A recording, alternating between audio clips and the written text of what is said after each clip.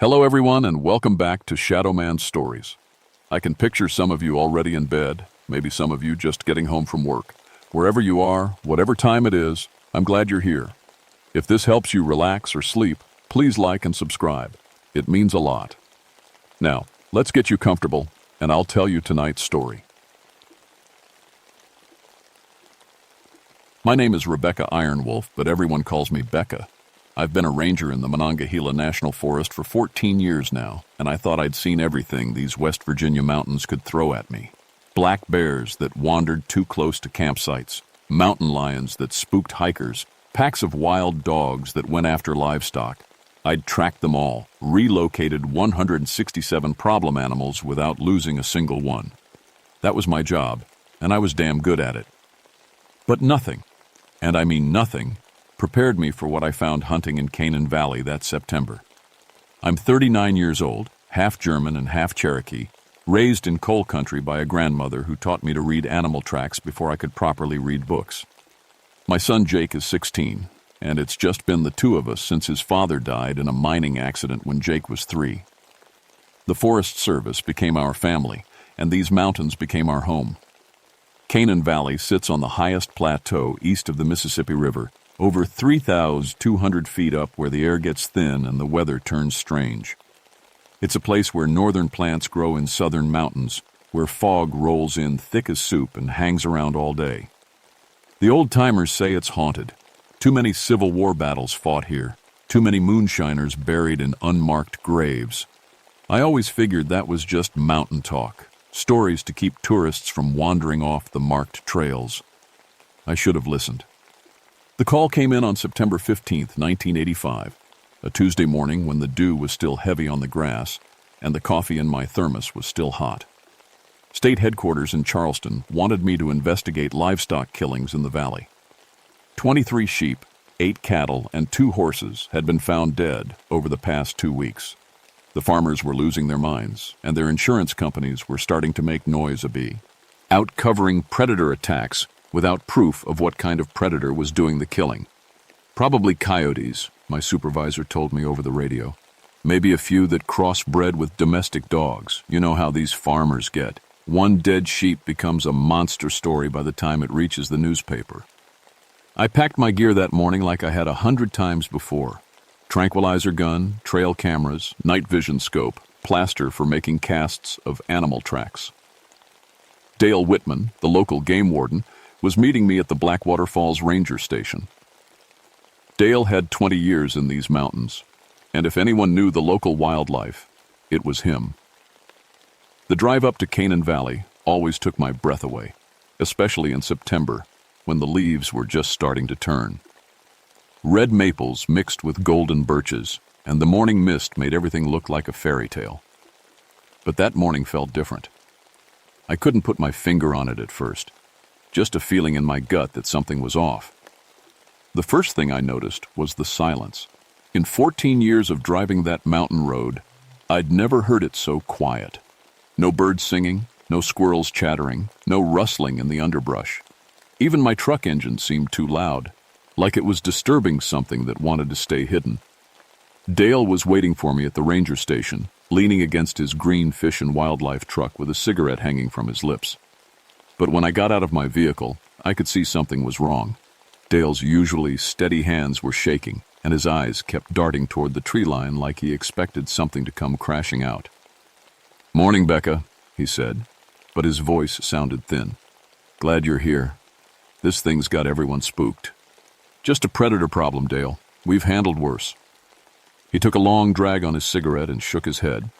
"I've been in these mountains my whole life. Born and raised right here in the valley. This ain't like anything I've ever seen." We drove out to the first kill site in Dale's truck, bouncing along a dirt road that led to the Kessler farm. Jonas Kessler had lost 5 sheep and 1 horse in the past week. When we pulled up to his pasture, he was waiting for us by the fence, his rifle cradled in his arms. "About time someone got here," Kessler said, but there was no anger in his voice, just fear. "I found another one this morning." He led us to where a black sheep lay in the middle of the field. The first thing that struck me was how peaceful it looked. No signs of struggle, no torn ground around the body, no scattered wool. The sheep was lying on its side like it had just decided to take a nap and never woke up. But when I got closer, I saw the bite marks. 2 puncture wounds on the neck, perfectly spaced, neat as surgical incisions. The sheep had been drained of blood so completely that its skin looked gray as old paper.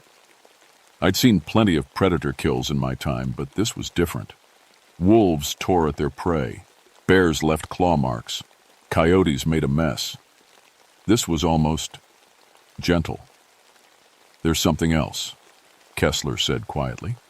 He pointed toward the tree line about 50 yards away. "Found these this morning." In the soft dirt near the fence, I saw tracks. At first glance, they looked like wolf prints, large, with clear pad and toe marks. But as I knelt down to examine them closer, I felt my stomach tighten. The prints showed 5 toes, not 4 like any normal canine, and the claw marks were too deep, too sharp, like whatever made them had claws that could extend and retract like a cat's. But no animal in North America had both 5 toes and retractable claws. It was impossible. Dale was standing behind me, and I could hear his breathing getting faster. "Becca," he said, "there's one more thing you need to see." Dale led me around to the other side of the pasture, where 4 more dead sheep were arranged in a perfect circle. Not scattered by scavengers, not dragged around by the kill. Arranged. Each sheep was positioned exactly the same way, lying on its right side with its head pointing toward the center of the circle. "Found them like this yesterday morning," Dale said. "Haven't touched them, haven't let anyone else near them. But Becca, what kind of animal arranges its kills?" I didn't have an answer.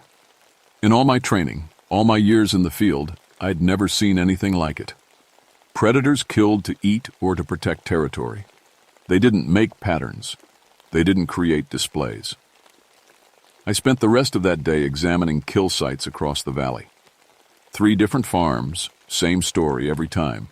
Clean kills, no struggle, animals drained of blood through precise neck wounds. And at every site, those impossible 5-toed tracks with the retractable claw marks. By evening, Dale and I had set up camp at the ranger station. I'd placed trail cameras at 3 locations and planned to do night patrols in areas where the kills had been concentrated. Whatever was doing this, it was active after dark. "My grandfather used to tell stories," Dale said as we sat around a small campfire, "about things that hunted in these mountains before the white settlers came. He called them moon dogs." "Come on, Dale, you don't believe in that stuff." I didn't, but he always said they came back during harvest moon season every 7 years. Said they hunted different than regular wolves. They hunted with purpose. I was about to tell him he was letting local folklore get to him when my radio crackled to life. "Base, this is Sheriff Morrison. We've got a situation at the Patterson farm. You need to get out here now." The Patterson place was only 10 minutes away, but by the time we arrived, half the county seemed to be there. Sheriff's cars, volunteer fire department, even some of the neighbors with their hunting rifles. The red and blue lights were cutting through the darkness, making everything look like a nightmare. Sheriff Morrison met us at the edge of the driveway. He was a big man, usually calm and steady, but his face was pale in the flashing lights. "It's bad, Becca. Real bad." He led us toward the barn, but stopped about 20 yards away. Tom Patterson went out to check on his cattle around 9 o'clock. His wife heard him scream, then nothing. Found him an hour later when she got up the nerve to come looking.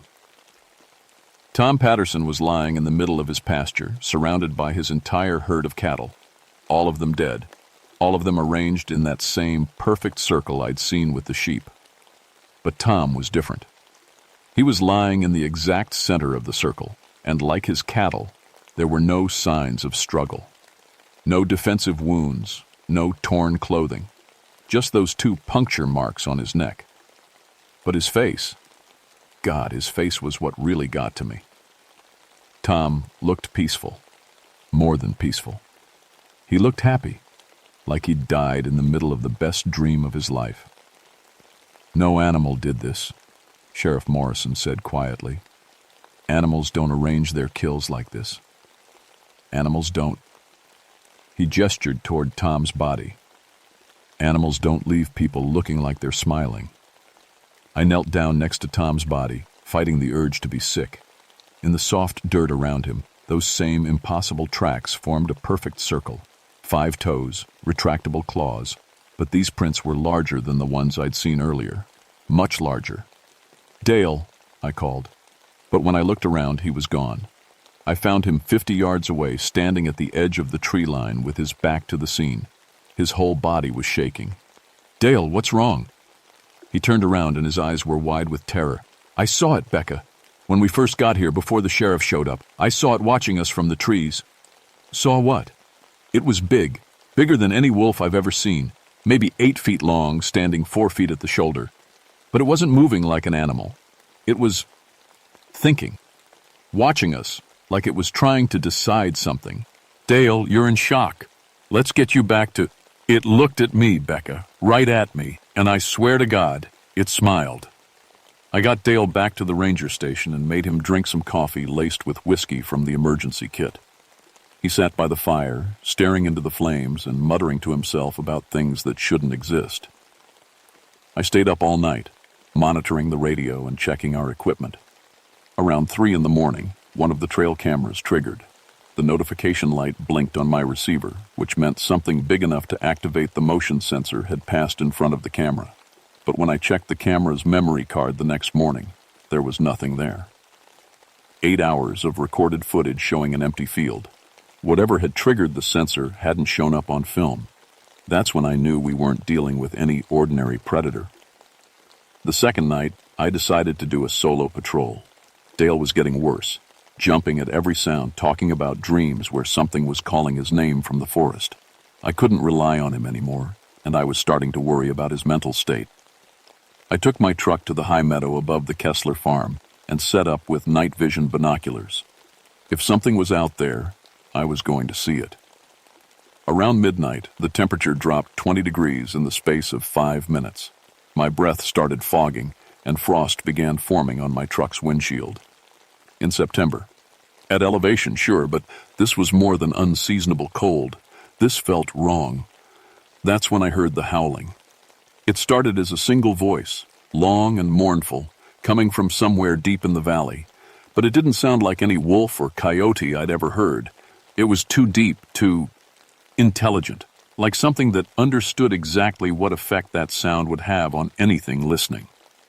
Then, other voices joined in. A chode, rush of howls that seemed to come from every direction at once surrounding the valley.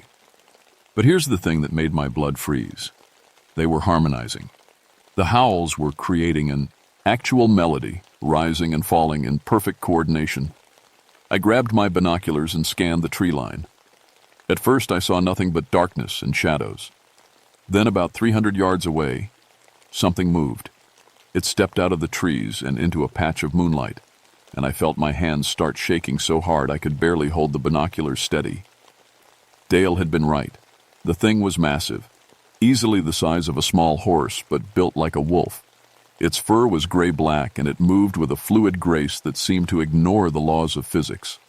But the worst part was its eyes. Even at that distance, even through night vision equipment, I could see its eyes glowing with their own light. And it was looking right at me.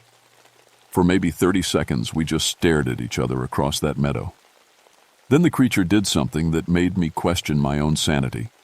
It nodded at me, a clear, deliberate acknowledgement. Then it turned and walked back into the trees, fading into the shadows like it had never been there at all. I sat in my truck until dawn, afraid to move, afraid to even start the engine. When the sun came up, I drove down to where I'd seen the creature and found its tracks in the soft ground. The prints were 10 inches long and 7 inches wide. The claw marks gouged deep furrows in the earth, and they led in a straight line toward the center of the valley, toward my house, where my 16-year-old son was sleeping. I drove home that morning with my heart pounding and my mind racing. Jake was getting ready for school when I pulled into our driveway, same as always, but I felt like I was seeing him for the first time. My boy, tall and lean like his father, with my Cherokee features and his dad's stubborn streak. The most important thing in my world, and something was hunting in our valley that could kill a grown man without leaving a mark. "Mom, you look terrible." "Blay," Jake said when I walked into the kitchen. "Rough night?" "Just work stuff. How did you sleep?" "Weird dreams. Kept hearing something howling outside. But when I looked out the window, there was nothing there." My blood went cold. Our house was 3 miles from where I'd seen the creature, but Jake had heard it too. Whatever this thing was, its range was bigger than I'd thought. I called in sick that day and drove straight to the county library in Parsons. If local folklore mentioned these moon dogs that Dale's grandfather had talked about, maybe there were written records, old newspaper articles, historical accounts, something that could tell me what I was really dealing with. What I found made me wish I'd never started looking. The earliest reference I could find was in a Cherokee oral history that had been recorded by an anthropologist in the 1920s. It mentioned spirits called Wahila, giant wolves that served as guardians of sacred places.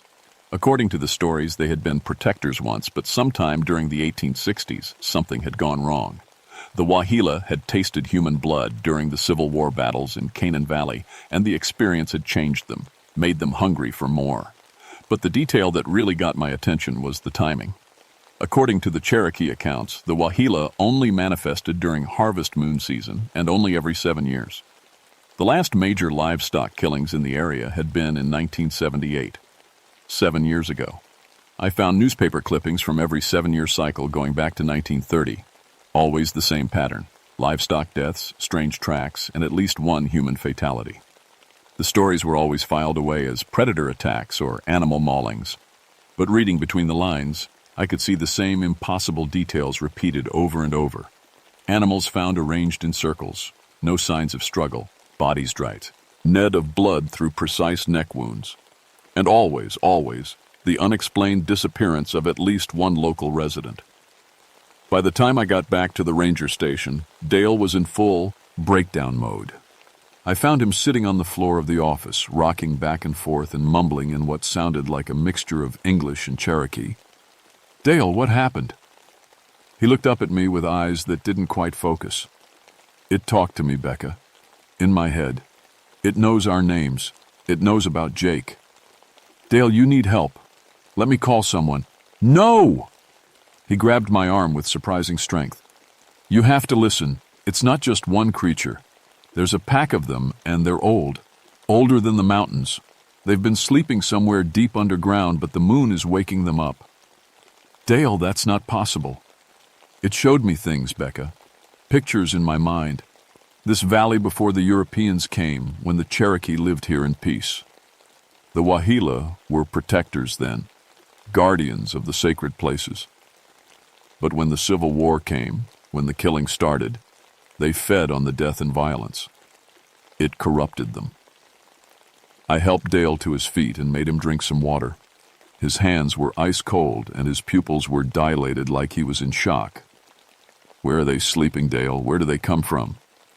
"The old battlefield, where Moorfield's raiders fought the Union cavalry in 1863.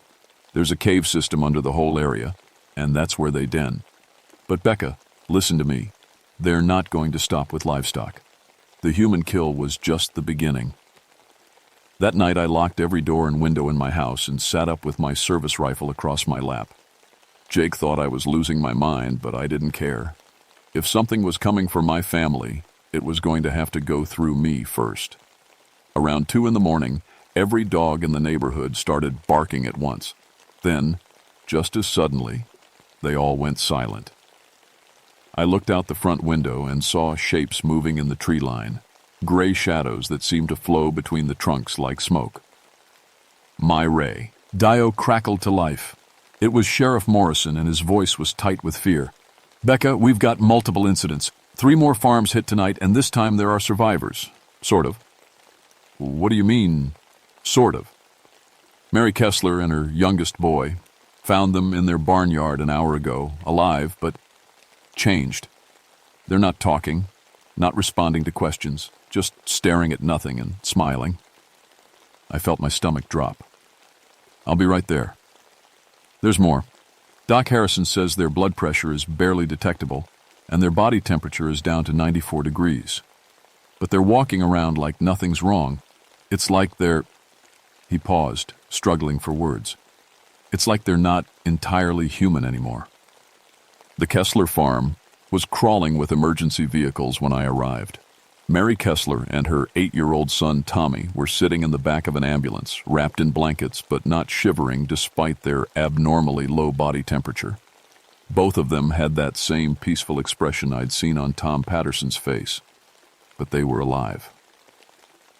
"Mary," I said gently, "can you tell me what happened?" She looked at me with eyes that seemed to see right through me. When she spoke, her voice was flat and dreamy. "They came out of the mist. Beautiful creatures, like wolves but bigger. They spoke to us without words, showed us such wonderful things. The old valley, before the pain and killing, before the corruption." "Did they hurt you?" "Hurt?" Mary laughed, a sound like wind chimes in a gentle breeze. "They freed us from fear, from worry, from the burden of being completely human." Dr. Harrison pulled me aside. "I've never seen anything like this, Becca. Medically, they should be in comas with vitals this low, but they're alert, responsive, just different. It's like something has rewired their brains." "Have you found bite marks?" "That's the strange part. No external wounds at all, but their blood work shows massive protein changes, like their entire biology is being rewritten from the inside out." I spent the rest of the night helping process the scene. 12 cattle arranged in a perfect spiral pattern, all drained of blood, but no tracks this time. The ground around the farm was completely undisturbed, like the creatures had appeared and disappeared without touching the earth. As dawn approached, I found myself standing at the edge of the killing ground, trying to make sense of what I'd seen. That's when I noticed something that made my blood freeze. In the morning dew on the barn's metal roof, scratched deep into the steel, was a message. "The ranger knows, the ranger sees, the ranger will choose." Whatever these things were, they knew who I was, and they were planning something that involved me personally. I drove home as the sun came up, my mind spinning with possibilities, none of them good. But when I pulled into my driveway, I found Jake sitting on the front porch steps, still in his pajamas with that same dreamy smile I'd seen on Mary and Tommy Kessler. "Jake?" I called, but he didn't respond. He was staring off toward the forest, humming a melody I'd never heard before. A melody that sounded exactly like the harmonized howling I'd heard 2 nights earlier.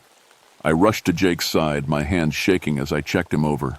No bite marks, no injuries, but his skin was cold as winter water and his pulse was slow and steady like he was in a deep meditation. "Jake, can you hear me?" He turned his head toward me, and for just a moment his eyes were completely normal.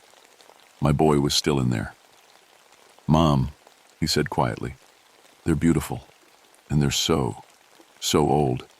They remember when this valley was sacred, before the blood and violence changed everything. Jake, I need you to fight this.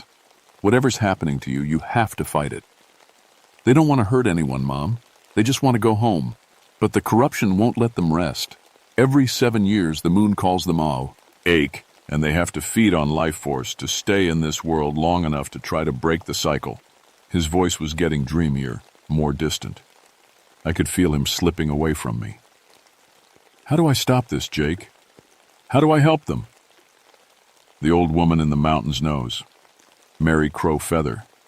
She's been fighting them for longer than anyone remembers. Jake's eyes focused on me one more time. "But Mom, you have to understand. Stopping them might mean losing me. The connection is strong now. I can feel what they feel, see what they see." I picked Jake up and carried him inside, laying him on the couch and covering him with every blanket I could find. His temperature was dropping steadily, and I was afraid that if I lost the battle against whatever was changing him, I'd lose my son forever. I called Dale's emergency contact and found out he'd been admitted to the state psychiatric hospital after trying to walk into the forest naked at 3 a.m, claiming the moondogs were calling him home. The nurses said he was catatonic, staring at the ceiling and occasionally howling like an animal. With Dale gone and Jake compromised, I was on my own. But I had a name now. Mary Crow Feather. And if there was even a chance she could help me save my son, I had to find her. The local Cherokee community was small and tight-knit, but nobody seemed to know where Mary Crow Feather lived. Or if they knew, they weren't telling a federal ranger. It wasn't until I met with Thomas Blackbird, an elder who ran a small trading post near the reservation, that I got anywhere. Mary Crow Feather lives alone in the deep mountains, he told me. Has for 40 years, ever since her family died. She knows the old ways, the old protections, but she don't trust government people. Please, my son is dying, and she's the only one who might know how to help him. Thomas studied my face for a long moment. You're Cherokee blood yourself, I can see it. Your grandmother was Sarah Running Bear, wasn't she? I nodded. My grandmother had died when I was 12, but she'd taught me enough of the old language and customs that I remembered. Sarah was a good woman, respected the old ways even when she married outside the tribe. Thomas drew me a rough map on a piece of paper. Mary lives in a cabin near the old ceremonial caves, about 15 miles up the mountain from Seneca Rocks. But you better hurry. Harvest moon is tomorrow night, and that's when the Wahila are strongest. I left Jake with our neighbor, Mrs. Henderson, a retired nurse who promised to call me if his condition changed. Then I loaded my truck with camping gear and emergency supplies and headed up into the high country. The drive to Mary Crow Feather's place was treacherous, barely a trail, really, winding through dense forest and over rocky streams. But I found her cabin just as the sun was setting, a small log structure tucked into a grove of ancient oaks. Mary Crow Feather was waiting for me on her porch, like she'd known I was coming. She was a tiny woman, probably in her 70s, with long gray hair braided down her back and eyes that seemed to hold centuries of wisdom. You're Running Bear's granddaughter, she said before I could introduce myself, and you're fighting the corrupted guardians. Yes, ma'am. My son has been affected, and I don't know how to help him. Come inside. We have much to discuss and very little time. Mary's cabin was filled with bundles of herbs, animal bones, and objects I didn't recognize but that seemed to hum with their own energy. She made tea from leaves that smelled like pine and sage, and as we sat by her fire, she told me the real story of the Wahila. They were our protectors once, she said, spirit wolves that guarded the sacred places from those who would defile them. But during the Civil War, so much blood was spilled in this valley that it poisoned the very earth. The Wahila tried to cleanse the corruption by consuming it, but instead they became infected themselves. How do I stop them? You cannot stop them, child. You can only give them what they truly want, release from their curse. But the price is high. It requires a willing sacrifice of life force from someone with both Cherokee blood and authority over the valley. My heart sank. You mean me? The ritual can be performed tomorrow night, during the harvest moon. But you must understand, if you complete it, you will age decades in moments. Your son will be freed. The Wahila will find peace. But you, she shook her head, you may not survive. What if I don't do it? Then the corruption spreads. Your son becomes something neither human nor spirit, lost between worlds. The Wahila grow stronger each feeding cycle until they no longer need the 7-year rest. They become permanently active, and the killing spreads beyond this valley. I spent that night learning the ritual from Mary, the prayers in the old language, the sacred items I would need, the exact timing required.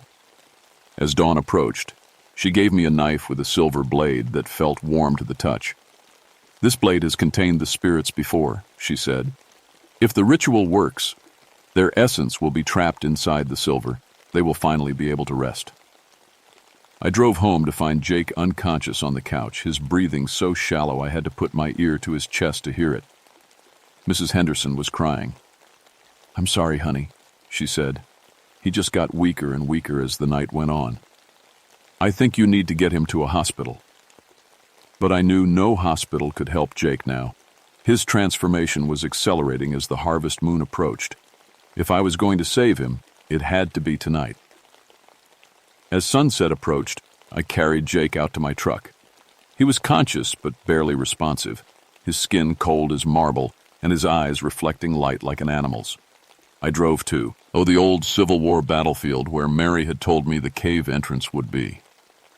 The battlefield was just an empty meadow now, marked with a historical sign that mentioned the cavalry. Skirmish, but nothing about the aftermath. But as I walked across the field carrying Jake, I could feel the wrongness in the earth itself. Grass grew in strange patterns, and the air felt thick and charged like before a thunderstorm. I found the cave entrance hidden behind a fallen tree, just as Mary had described. It was barely wide enough for a person to squeeze through, but as I approached with Jake in my arms, I could hear sounds echoing from deep underground. Howls and growls and something that might have been voices speaking in a language older than words. The harvest moon was rising as I entered the cave system, following a narrow passage that opened into a vast underground chamber. And there, in the center of a natural amphitheater carved from living rock, I saw them. 5 Wahila, each one massive and magnificent and terrible. Their eyes glowed like stars in the darkness, and when they saw me, they began to sing. The same harmonized howling I'd heard from the valley, but now I could understand it. They were singing a song of sorrow, of corruption, of endless hunger that could never be satisfied. The largest of them stepped forward, and when it spoke, its voice filled my mind like thunder. Ranger, guardian, child of 2 peoples, you have come to offer the bargain. I've come to free you, I said, surprised by how steady my voice sounded, and to save my son. The price is understood. Your life force will power the binding ritual. We will rest, and the valley will be clean. But you will carry our memories, our pain, for what remains of your shortened life. I looked down at Jake, who was staring up at the creatures with wonder instead of fear. Will he be normal again? The boy will be as he was. The connection will be severed when we enter the blade. I set Jake gently on the ground and pulled out Mary's silver knife. The harvest moon was at its peak now, its light streaming down through cracks in the cave ceiling and illuminating the chamber with silver fire. I began the ritual, speaking the Cherokee words Mary had taught me, offering my blood and life force to power the binding. The Wahila formed a circle around me, their song growing louder and more desperate as they felt the pull of the silver blade. But as the ritual reached its climax, the largest Wahila lunged forward, not to attack me, but to protect me from something else. I turned and saw shapes pouring into the cave, more creatures, but these were different. Smaller, hungrier, corrupted beyond any hope of redemption. The Shadow Pack, the lead Wahila spoke in my mind. Spirits so consumed by corruption they can never rest. They seek to prevent the binding. The battle that followed was like nothing out of this world. The 5 Wahila fought with supernatural speed and strength, but they were outnumbered 3-1. Silver light flashed from my knife as I continued the ritual, but I could see the guardians falling one by one, overwhelmed by their corrupted kin. Just as the last guardian was about to fall, Jake stood up. His eyes were blazing with silver light, and when he spoke, his voice carried the authority of the spirits themselves. I am the bridge, he said, the connection between your world and ours, and I choose to complete the binding. The silver knife flew from my hand to Jake's, and as he completed the ritual words, both the guardians and the Shadow Pack were drawn into the blade. The cave filled with light so bright I had to close my eyes, and when it faded, Jake was lying unconscious on the cave floor, the knife embedded in the rock beside him. But I was alive, changed, aged, marked by the experience, but alive. Jake was unconscious for 3 days. When he finally woke up in the hospital in Elkins, he was completely normal. Normal tempi, rature, normal blood pressure, normal responses to everything. He remembered the experience like a vivid dream, but the supernatural connection was gone. I wasn't so lucky. The ritual had aged me 20 years in 20 minutes. My hair had gone completely white, and I'd developed a supernatural sensitivity that let me sense things that shouldn't exist. But I was alive, and more importantly, Jake was safe. The official report blamed the livestock killings on a pack of rabid coyotes that had been eliminated during my investigation. Dale was transferred to a psychiatric facility downstate, where he eventually recovered but never returned to ranger work. The Patterson and Kessler families slowly went back to normal, though Mary Kessler and her son retained a strange calmness that never quite went away. I kept the silver knife, following Mary Crowfeather's instructions for maintaining the binding. Every harvest moon, I perform a small ritual to reinforce the prison, making sure the corrupted spirits stay contained. Mary visits once a year to check on my work and to teach me more about the responsibilities that come with being a guardian. Jake grew up to become an environmental scientist, specializing in predator behavior. He never talks about what happened that night in the cave, but sometimes I catch him looking at the mountains with an expression that tells me he remembers more than he lets on. He has children of his own now, and I've taught his oldest daughter some of the Cherokee protection songs, just in case. The valley is peaceful now. Wildlife has returned and the farmers sleep soundly. Tourism has even picked up, with people coming to see the pristine wilderness where dangerous predators were successfully relocated. If they only knew what really hunts in these mountains, or what used to hunt, before a Cherokee ranger and her son paid the price to put ancient spirits to rest. But sometimes, on clear nights when the moon is full, I still hear echoes of that supernatural song carried on the wind. Not the corrupted howling of hungry spirits but the peaceful harmony of guardians finally at rest. It reminds me that some jobs require more than training and equipment. They require sacrifice, understanding, and respect for powers older than our modern world. The silver knife sits in a place of honor in my home, a reminder that not all predators can be relocated or tranquilized. Some can only be understood, honored, and when necessary, helped to find the peace they've been seeking for longer than any of us can imagine. And every 7 years, when harvest moon season comes around, I'm ready to make sure that peace continues. My name is Rebecca Ironwolf, and I've learned that being a ranger means protecting not just the living, but the spirits of the land itself. It's a job that never really ends, and a responsibility that will probably outlive me. But knowing that Jake is safe, that the valley is clean, and that ancient guardians finally rest in peace, that makes every sacrifice worth it. Some hunts, after all, are about more than tracking predators. Sometimes they're about helping lost souls find their way home.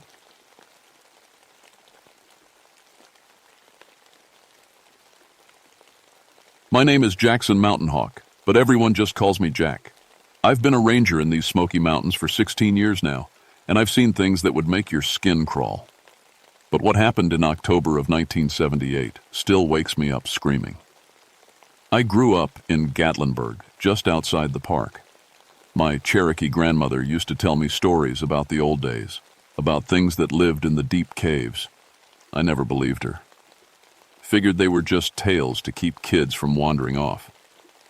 I should have listened. It was a cold Tuesday morning when the call came in. A family of 5 was 2 days overdue from their camping trip near Cataract Falls. The Hendersons, Mom, Dad, and 3 kids aged 8, 12, and 15. They were supposed to check out Monday morning, but nobody had seen them. Probably just lost track of time, said Emily Redwine, my partner. She'd been ranging for 8 years and was tougher than most men I knew. City folks always underestimate how long it takes to hike out.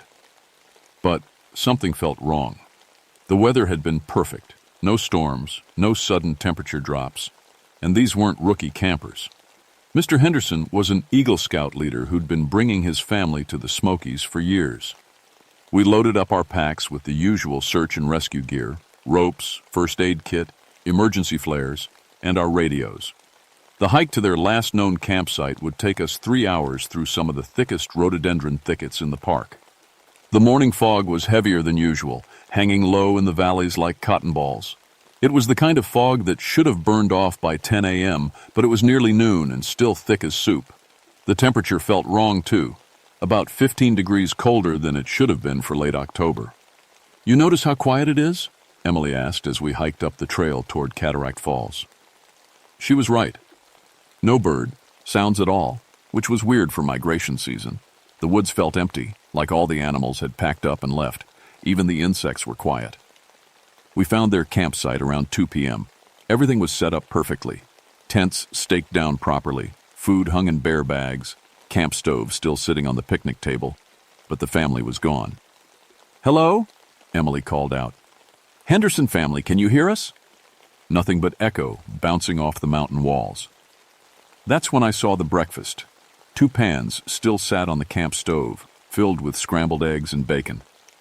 The food was cold, but it hadn't been sitting there long, maybe a few hours at most. "They left in the middle of eating," I said, touching the pan. "Something made them leave fast."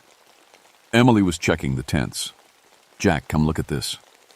Inside the biggest tent, all their sleeping bags were unzipped and thrown back like everyone had gotten up at the same time, but their clothes were still folded neatly in piles. Their toiletries sat unused on a camp table. "Where's their dog?" Emily asked. The Hendersons had brought their golden retriever, Max. I'd met the dog during their permit check 3 days ago. He was friendly and well-trained, the kind of dog that would never wander far from camp. We found Max 50 yards away, lying under a big oak tree. He wasn't moving. I knelt down and touched his side, still warm, but no heartbeat, no wounds, no blood, no signs of injury. But his eyes were completely white, like cataracts had formed instantly. "What could kill a dog like that?" Emily whispered. I'd seen a lot of dead animals in my time, bears, deer, even other dogs attacked by wild animals. But I'd never seen anything like this. Max looked peaceful, like he'd just laid down for a nap, except for those horrible white eyes. "Poison, maybe," I said, but I didn't believe it. There weren't any toxic plants in this area that could kill a dog that fast. Emily was getting nervous. I could tell by the way she kept checking over her shoulder. "Jack, something's not right here. My head feels heavy, like there's pressure building up." I felt it too, now that she mentioned it. Like the air was thicker somehow, pressing down on us, and cold. The temperature had dropped another 10 degrees in just the few minutes we'd been searching the camp. That's when we heard it. A voice, faint and far away, coming from somewhere up the mountain. "Help us. Please. It won't let us leave." Emily grabbed my arm. That sounded like a kid. The voice came again, clearer this time. It was definitely a child, a girl, maybe 12 years old, the same age as the Hendersons' middle daughter. "Where's it coming from?" Emily asked. I pointed up the slope toward a dark opening in the rocks about 100 yards away. I'd never noticed that cave before, but it was definitely there. A black mouth in the mountainside, maybe 8 feet wide. "We have to check it out," I said, shouldering my pack. Emily shook her head. "Jack, I don't like this. Every instinct I have is screaming at me to get out of here. But duty is duty. Those people needed help, and we were the only ones who could give it to them." As we walked toward the cave, I noticed more strange things. My compass needle was spinning like a top, unable to find magnetic north. The trees around the cave entrance looked sick, leaves brown and wilted, bark peeling off in long strips. And it was getting colder with every step. The cave mouth was bigger than it had looked from a distance, big enough for a truck to drive through. Cool air flowed out of it, carrying a smell I couldn't identify, old and earthy, but with something else underneath, something that made my stomach turn. "Look at this," Emily said, pointing to the muddy ground near the entrance. "Footprints. 5 sets of hiking boots, all the right sizes for the Henderson family. They led straight into the cave. But there were other prints too, massive ones, almost and shaped, but wrong somehow. They only showed 4 toes, and they were deep, like whatever made them weighed a lot more than any person." "What kind of animal has feet like that?" Emily asked. I'd been tracking animals for 16 years, and I'd never seen anything like those prints. They were at least twice the size of a man's foot, with claw marks at the ends of each toe. "Maybe we should call for backup," Emily said. Her voice was shaky now. I pulled out my radio and keyed the microphone. Instead of the usual static, a deep humming sound came out of the speaker, so low it made my teeth hurt. "Radio's not working," I said, trying different frequencies. same humming sound on every channel. Emily checked her watch and went pale. "Jack, what time do you have?" I looked at my watch. The hands were frozen at 3:33, even though I could hear the mechanism still ticking.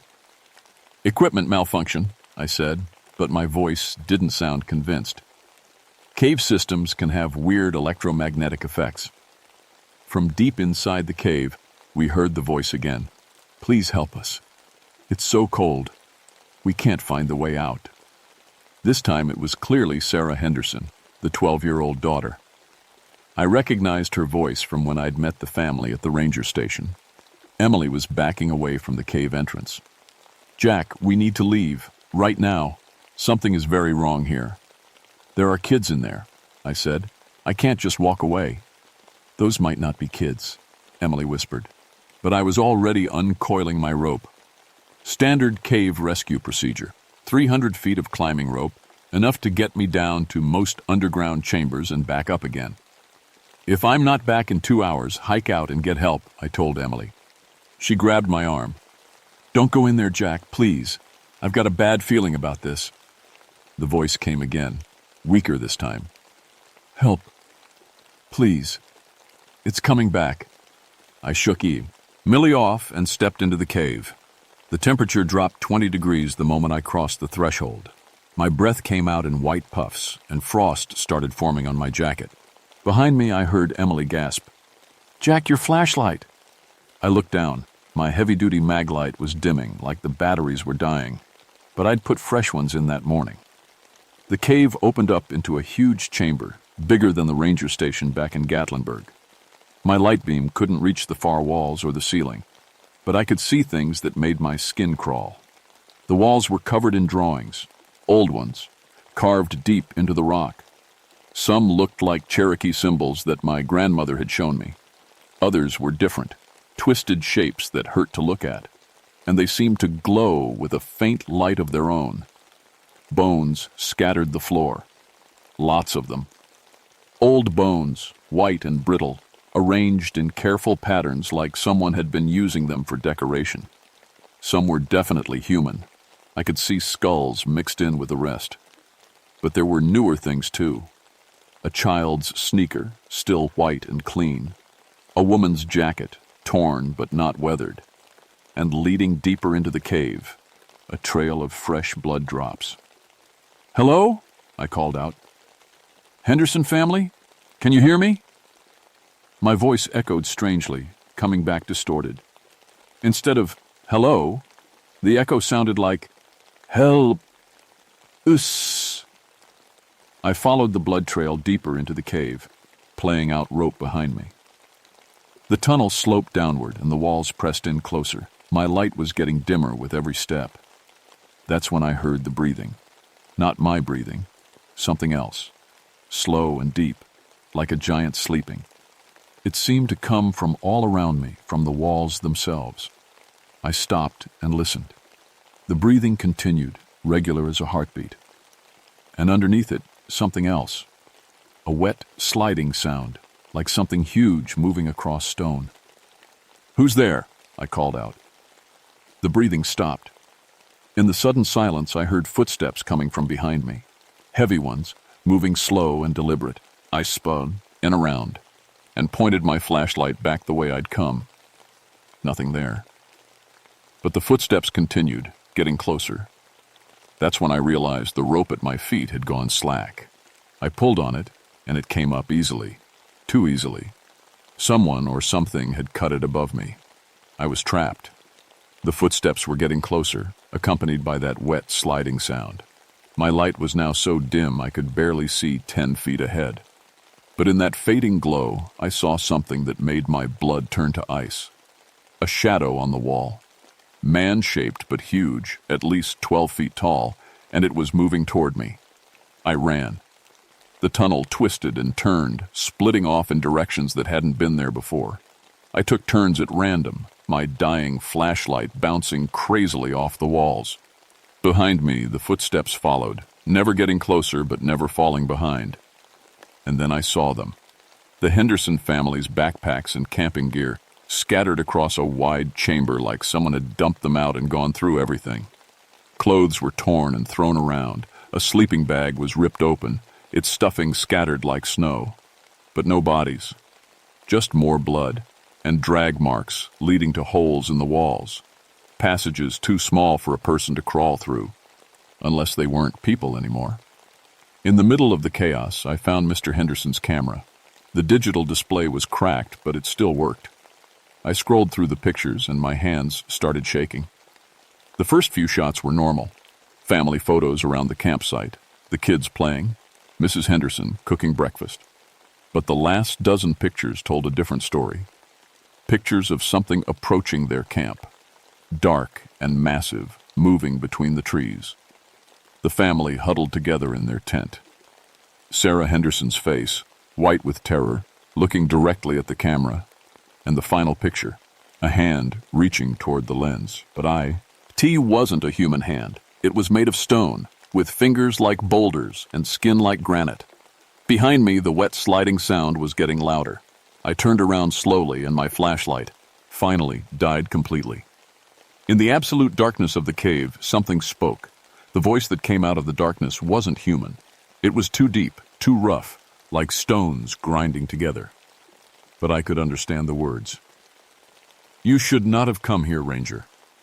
I fumbled for my emergency flares, hands shaking so bad I could barely work the igniter.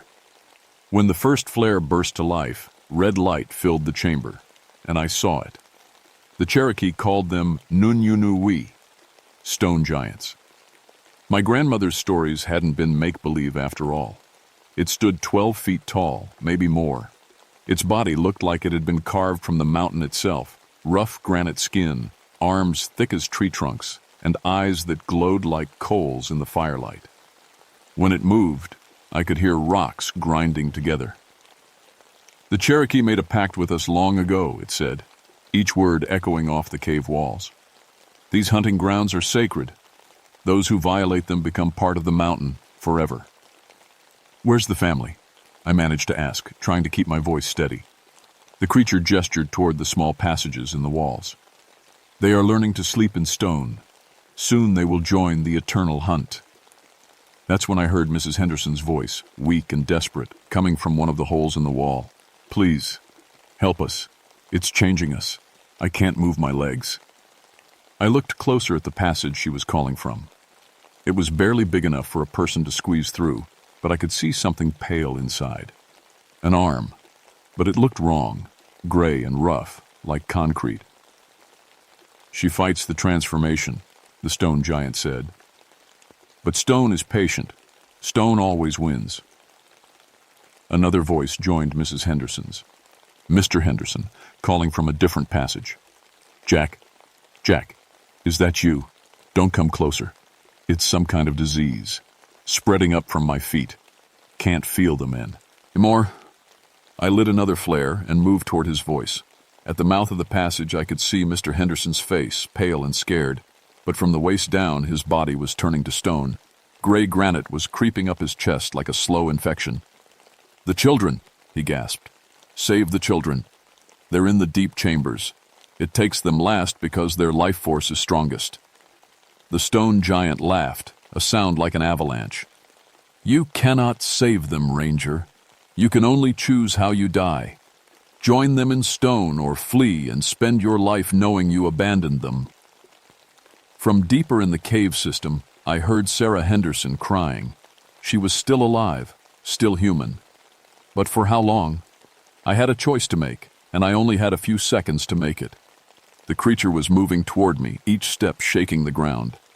My flares wouldn't last forever, and my rope was cut. Even if I could find the family, how could I get them out? But I'd taken an oath when I became a ranger. I'd sworn to protect people in these mountains no matter what. I lit my third flare and ran toward Sarah's voice. The passage was narrow and twisted, barely wide enough for my shoulders. Behind me, I could hear the stone giant trying to follow, too big to fit easily through the tunnel. But I could feel the walls changing, expanding to let it through. This thing controlled the whole cave system. Sarah's cries led me to a chamber deep in the mountain. When my flare light filled the space, I almost screamed. She was trapped in a stone cocoon, gray rock covering her from the feet up to her waist. Only her upper body was still human, still alive.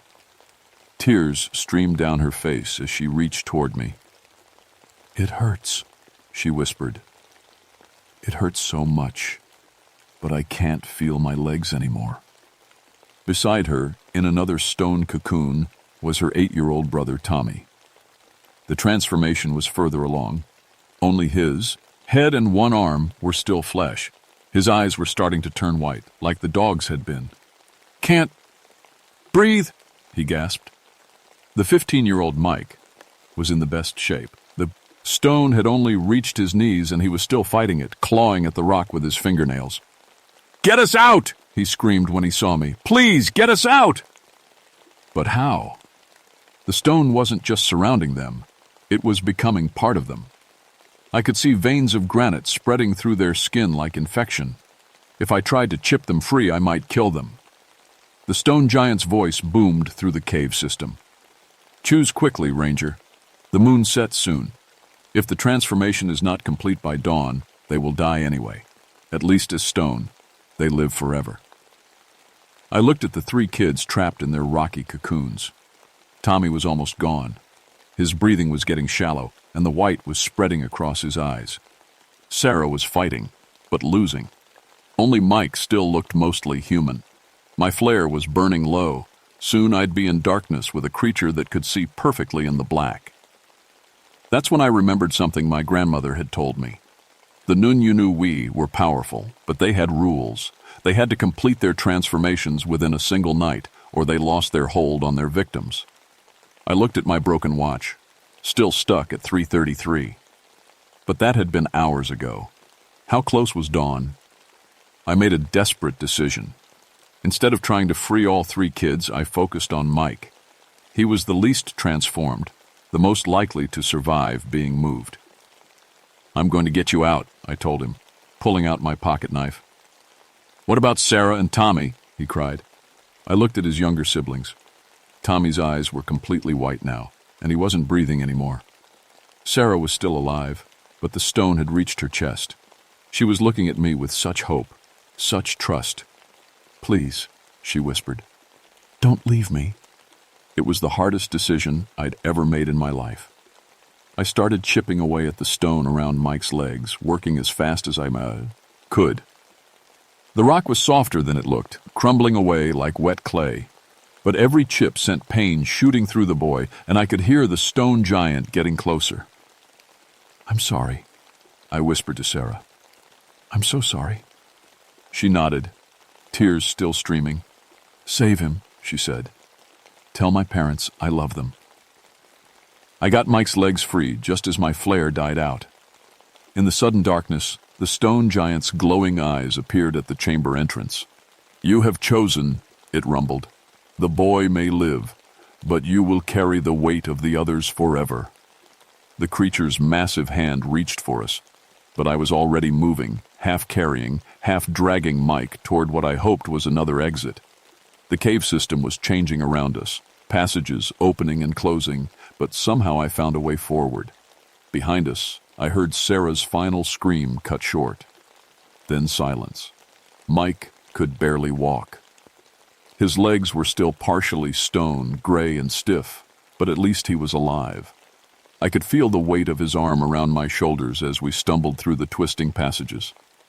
The stone giant was behind us somewhere, but it seemed to be moving slower now. Maybe the transformation ritual had weakened it. Or maybe it was just playing with us, like a cat with mice. "Where are we going?" Mike gasped. His voice was hoarse from screaming. "Out," I said, though I had no idea which direction that was. The cave system had changed so much that nothing looked familiar. Passages that had been narrow were now wide. Chambers I'd never seen before opened up on all sides. We came to a place where the tunnel split 3 ways. I lit my second-to-last flare and tried to feel for air movement that might indicate an exit. The middle passage had a slight breeze. "This way," I said, guiding Mike into the tunnel. That's when I heard Emily's voice calling from behind us. "Jack? Jack, where are you? I'm coming to hi. Help!" I stopped dead. Emily had refused to enter the cave. She'd been too scared, too smart to follow me into this nightmare. So what was she doing down here? "That's not Emily," Mike whispered. He was smarter than I'd given him credit for. The voice came again, closer now. "Jack, I found another entrance. This way. Hurry." It sounded exactly like Emily. Same voice, same accent, same way of saying my name. But I knew it wasn't her. The stone giant could mimic voices. It was trying to lead us deeper into its maze. We moved away from the voice, taking the left passage instead of the middle one.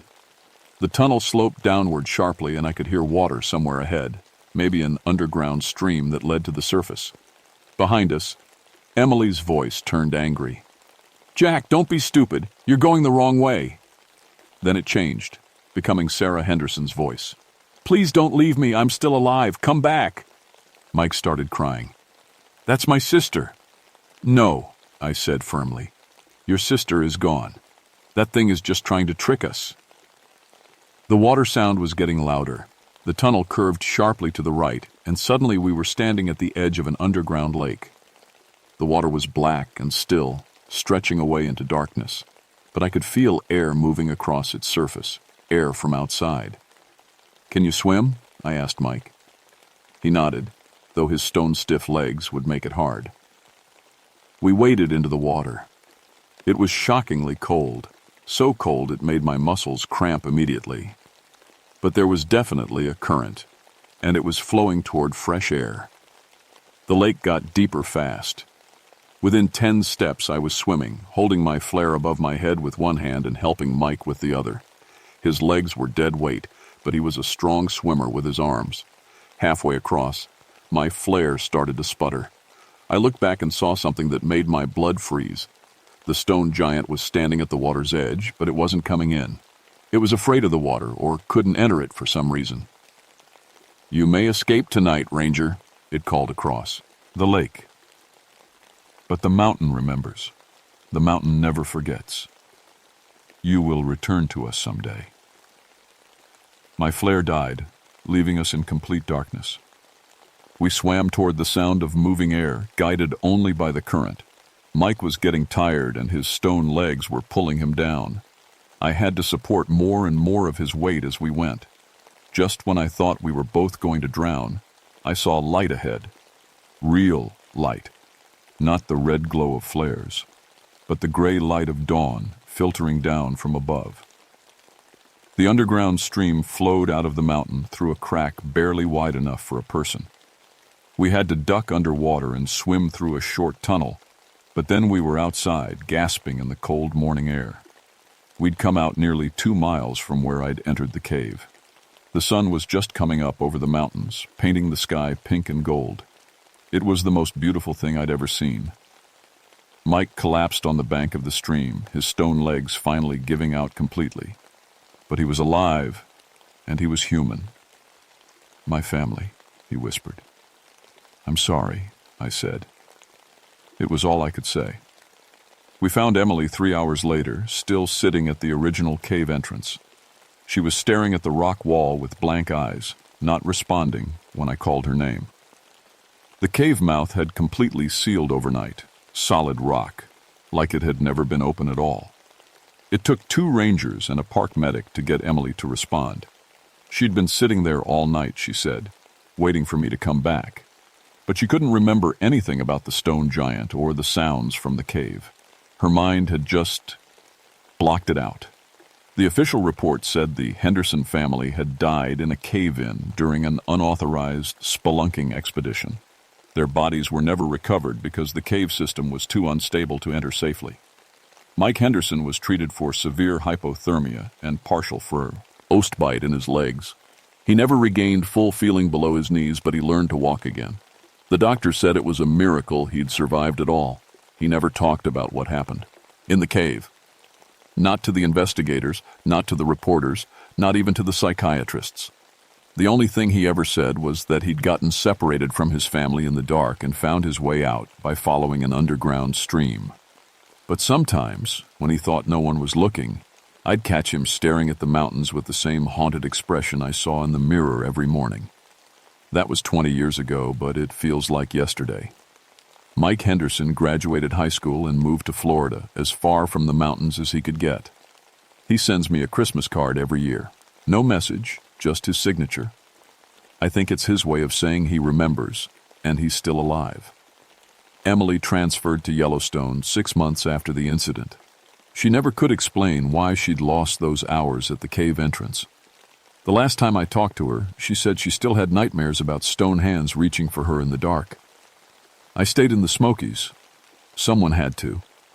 The area around Cataract Falls is officially closed to camping now. We tell people it's due to unstable geology, dangerous cave systems. Most hikers just find somewhere else to go, but a few don't listen. Every year we get reports, missing campers in that area, equipment failures, hikers who come back talking about voices in the woods, shadows moving between the trees. Most people think they're just spooked by being alone in the wilderness. I know better. My left hand never fully healed from where the creature touched me. 2 fingers had to be amputated, and the scars still ache when storms are coming. Sometimes, late at night, I swear I can feel the stone trying to spread up my arm again.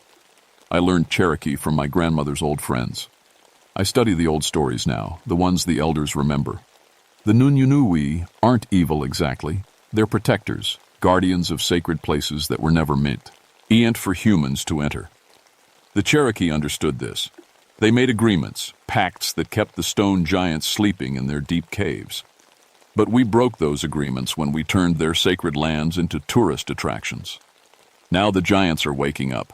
I've documented 17 disappearances in the park over the past 20 years that match the same pattern. Equipment failures, temperature drops, missing time. Families vanishing without a trace. The official reports always find rational explanations. Bear attacks, getting lost, accidents. But I know what's really happening. The stone giants are hungry, and we keep feeding them. 3 months ago, I finally retired from the Park Service. I couldn't take it anymore, knowing what was out there and not being able to warn people properly. How do you tell tourists that some of the caves in the Smokies are occupied by ancient creatures that turn people to stone? But I still live in Gatlinburg. I still hear the reports of missing hikers. And once a month, I hike up to that sealed cave entrance and leave an offering. Tobacco, the way my grandmother taught me.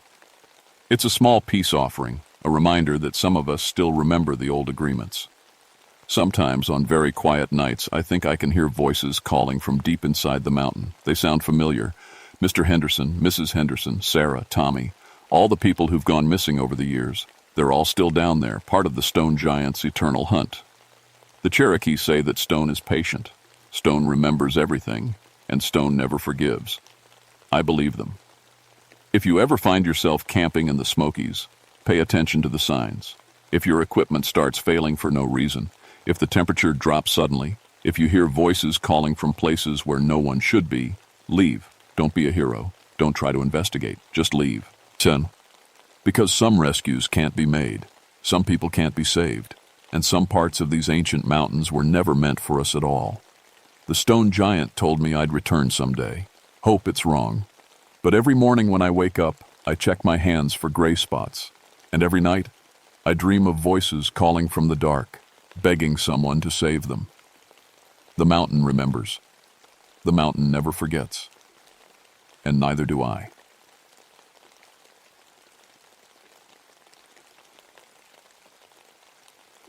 My name is Michael Graywolf, but everyone just calls me Mike. I've been a park ranger here in George Washington National Forest for 11 years now, and I've seen my share of winter troubles, hypothermia cases, lost hikers, avalanches, you name it. But what happened in February of 1972 changed everything I thought I knew about these mountains. I'm Monacan Indian, born and raised in the shadow of the Blue Ridge. My grandmother used to tell me stories about the Nuhu Nulti, winter spirits that steal your breath when the snow gets deep. I never believed her. After 2 tours in Vietnam, I figured the worst things that could happen to you came from other people, not ghosts. The winter of '72 was brutal. Worst in 50 years, the Weather Service said.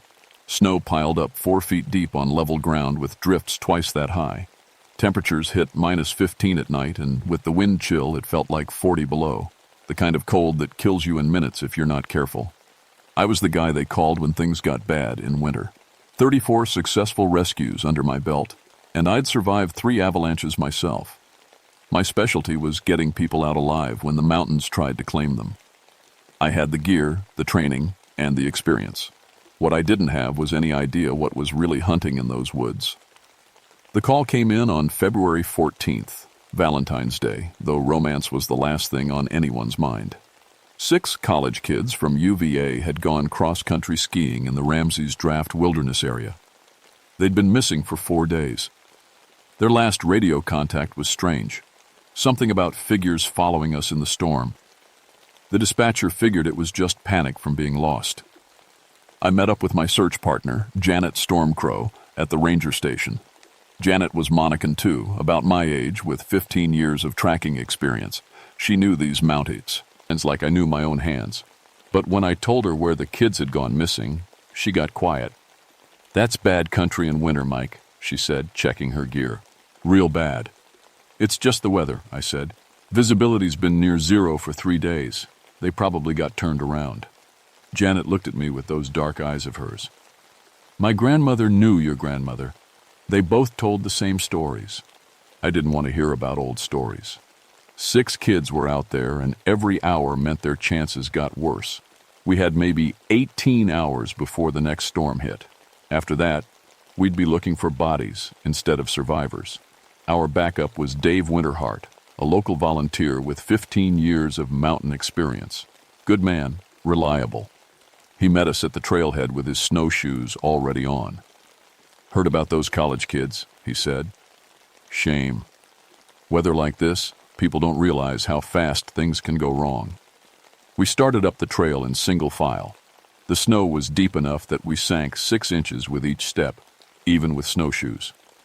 The wind cut through my Arctic gear like it wasn't there. Everything was white. The ground, the trees, the sky. It was like walking through a blank page. 3 miles in, we found their first campsite. The tents were still standing, properly secured. That was the first thing that bothered me. If they'd been forced to move by weather, they would have taken the tents. If they'd left in a panic, the camp would have been a mess. Instead, everything was neat and organized. "Look at this," Janet called. The campfire was still burning, not smoldering, burning. Orange flames dancing in the wind. But there was no wood left to burn. The logs had turned to ash hours ago. "How's that possible?" Dave asked. I knelt down and felt around the fire pit. The stones were warm, but I couldn't find any fuel source. Maybe there's something underground, and old roots or something. But even as I said it, I knew it didn't make sense. This wasn't natural. Janet was studying the snow around the camp. They left on foot, 6 sets of tracks, heading uphill. Toward the tree line? I checked my map. That's the wrong direction if they were trying to get out. Maybe they were following something, Dave suggested. The tracks were clear enough to follow, so we packed up and kept moving. The wind was getting stronger, and snow was starting to fall again.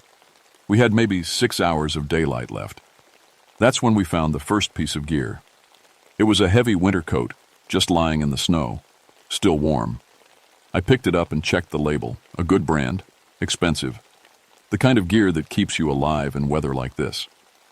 "Why would someone throw away their coat?" Dave asked. 50 yards later, we found boots. 2 pairs, sitting side by side like someone had just stepped out of them. The tracks continued barefoot in the snow. Janet was getting more agitated. She kept looking around like she expected to see something in the trees. "We need to be careful here, Mike. This isn't right."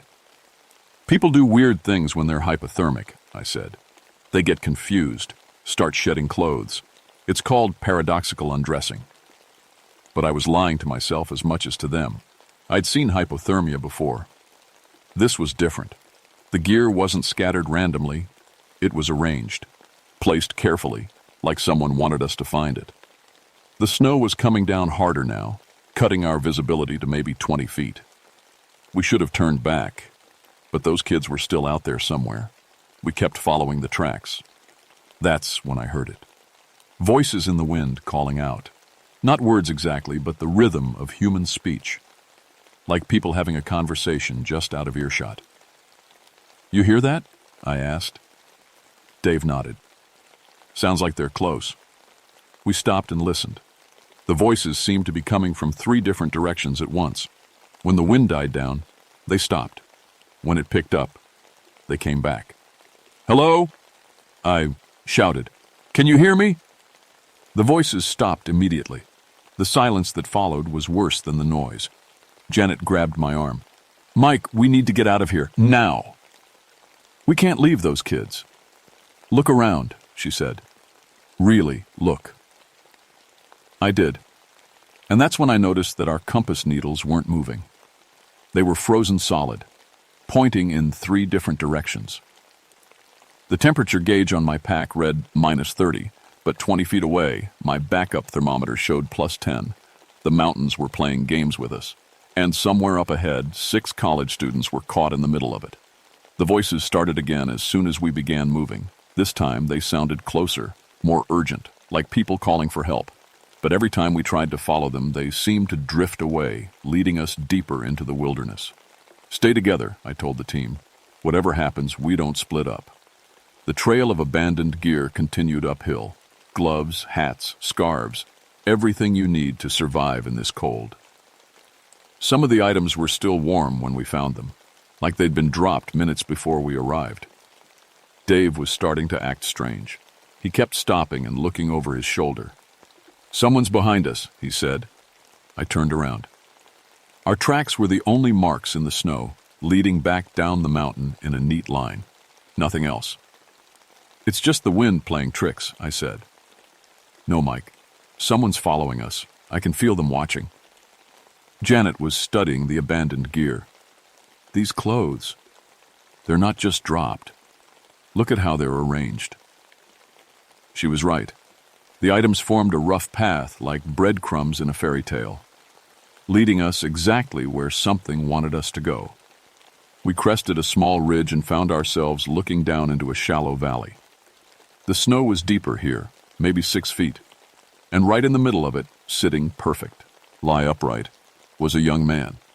He looked like he was just resting, leaning back against a snowbank, eyes closed, peaceful expression on his face. If it wasn't for the blue tint to his skin, you might think he was just taking a nap. I scrambled down the slope, Janet right behind me. The kid couldn't have been more than 20, college sweatshirt, jeans, no shoes or socks. He'd been sitting there long enough for snow to pile up around him, but not long enough to be completely buried. "Is he?" Dave called from the ridge. I checked for a pulse. Nothing. The kid was frozen solid. But here's the thing that still gives me nightmares. He was smiling. Not the grim smile of someone who died in pain. A real smile, like he'd been happy when it happened. "Paradoxical undressing," Janet said quietly. "That's what you called it, right?" I nodded, but my hands were shaking as I examined the body. This kid had died from hypothermia, but everything about it was wrong. He should have been found crawling, desperate, trying to get warm. Instead, he looked like he'd chosen to sit down and stay. "We need to mark this location and keep moving," I said. "The others might still be alive." But even as I said it, I was starting to doubt it. The storm was getting worse, and the temperature was dropping fast. My breath formed ice crystals that fell like tiny bells. We found the second student a quarter-mile away. A young woman, maybe 19, lying on her back in the snow. Arms spread out like she was making a snow angel. Same peaceful expression, same blue skin, same mysterious smile. Dave was really agitated now. He kept muttering under his breath and looking around like he expected an attack.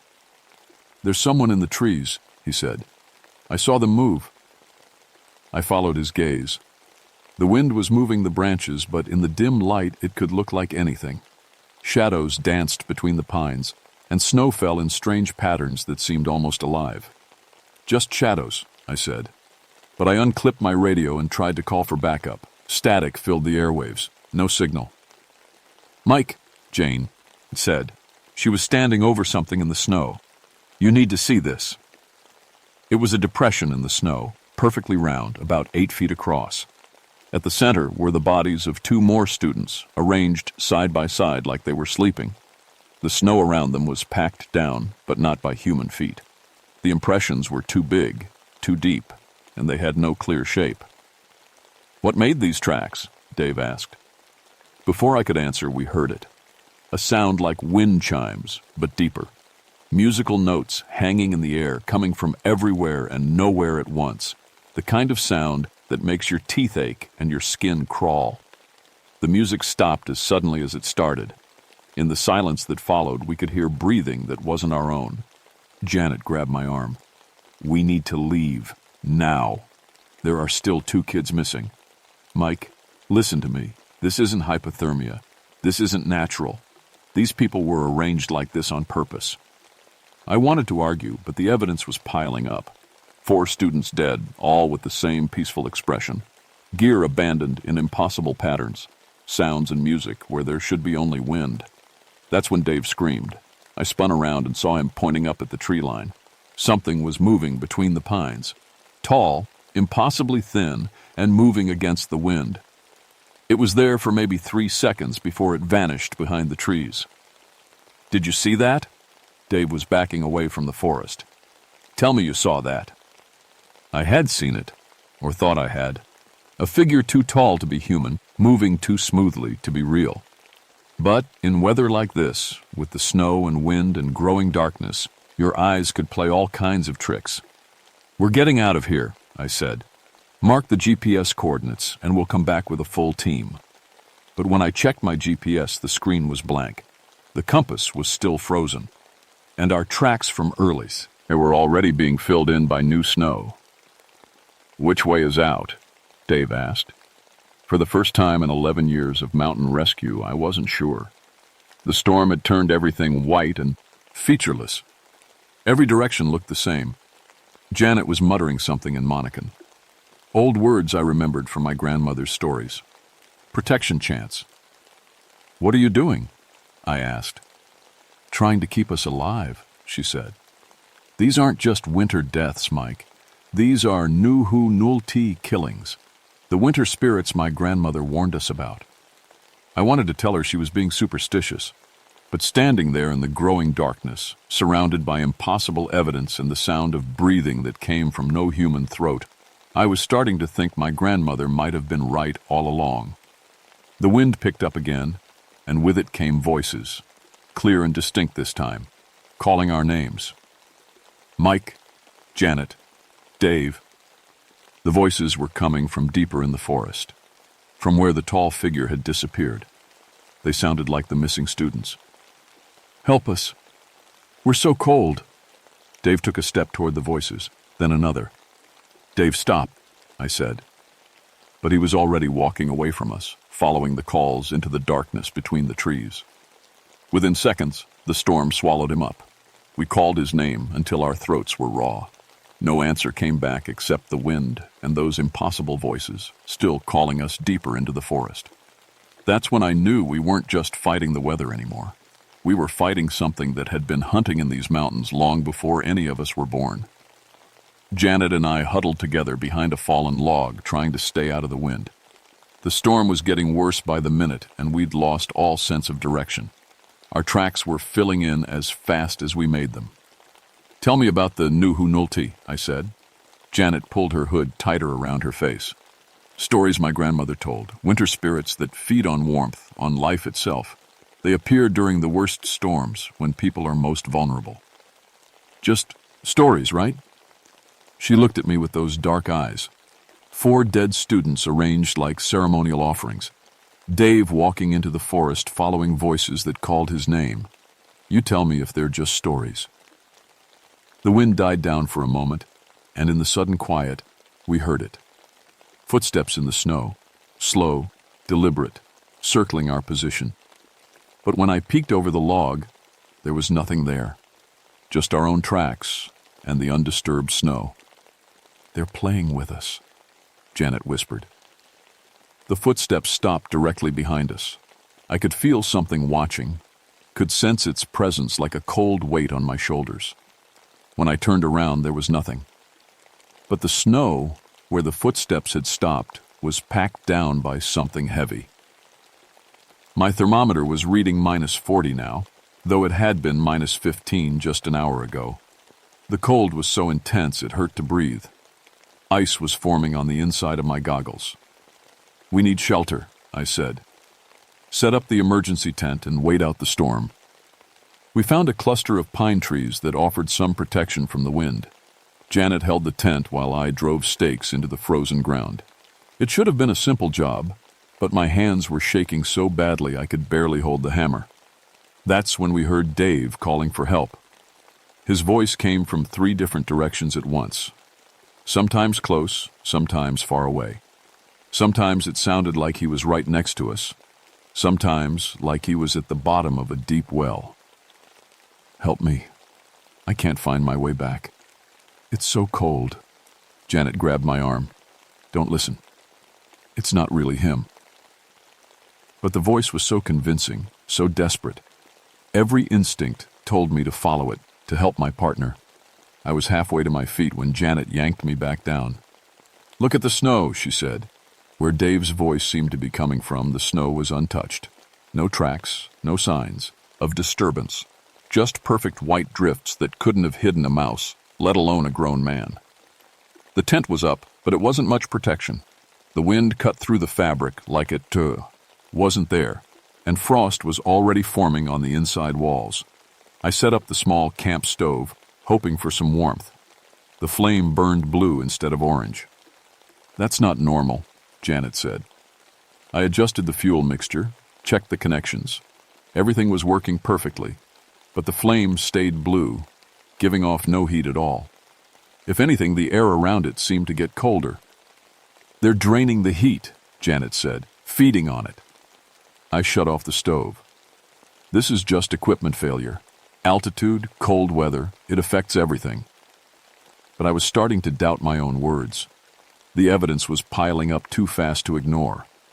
4 dead students with impossible smiles, voices with no sources, footsteps with no feet, and now a flame that burned cold.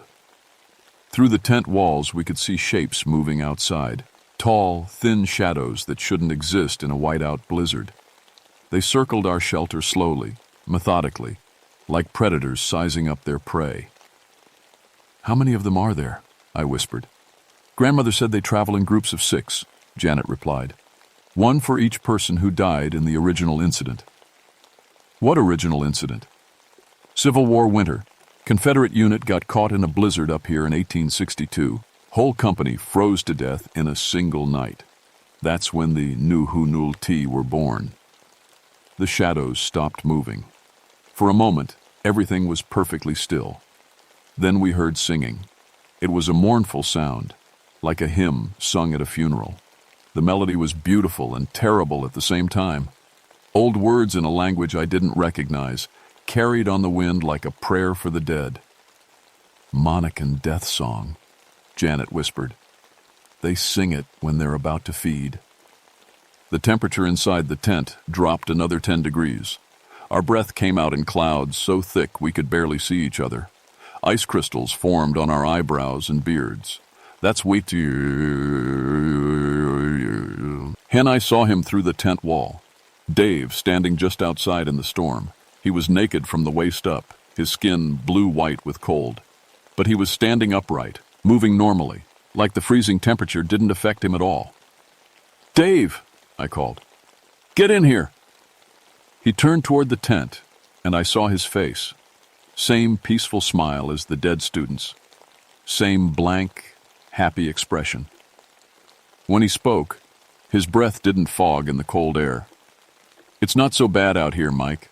Actually, it's quite warm once you get used to it. You should come see." I started to unzip the tent, but Janet grabbed my wrist. "That's not Dave anymore," she said. "What do you mean?" "Look at his feet."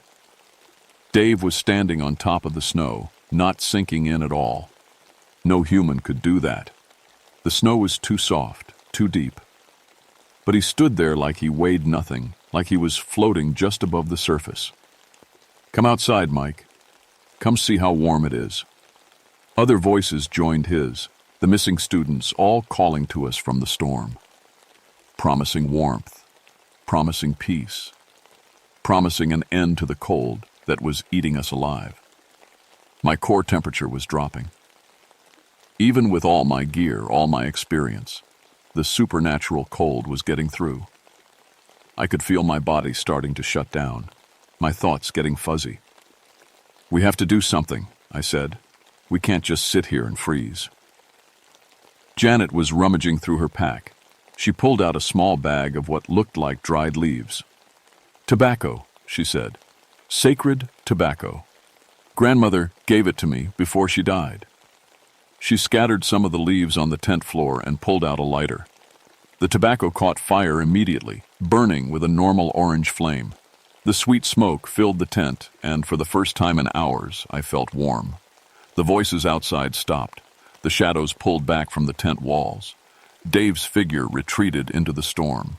"It's working," I said. "For now, but I don't have much tobacco left. Maybe enough for an hour or two." An hour or two. After that, we'd be defenseless against whatever was hunting us, and the storm showed no signs of letting up.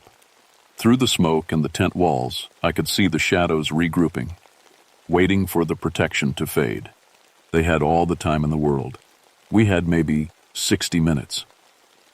"Tell me everything your grandmother taught you," I said.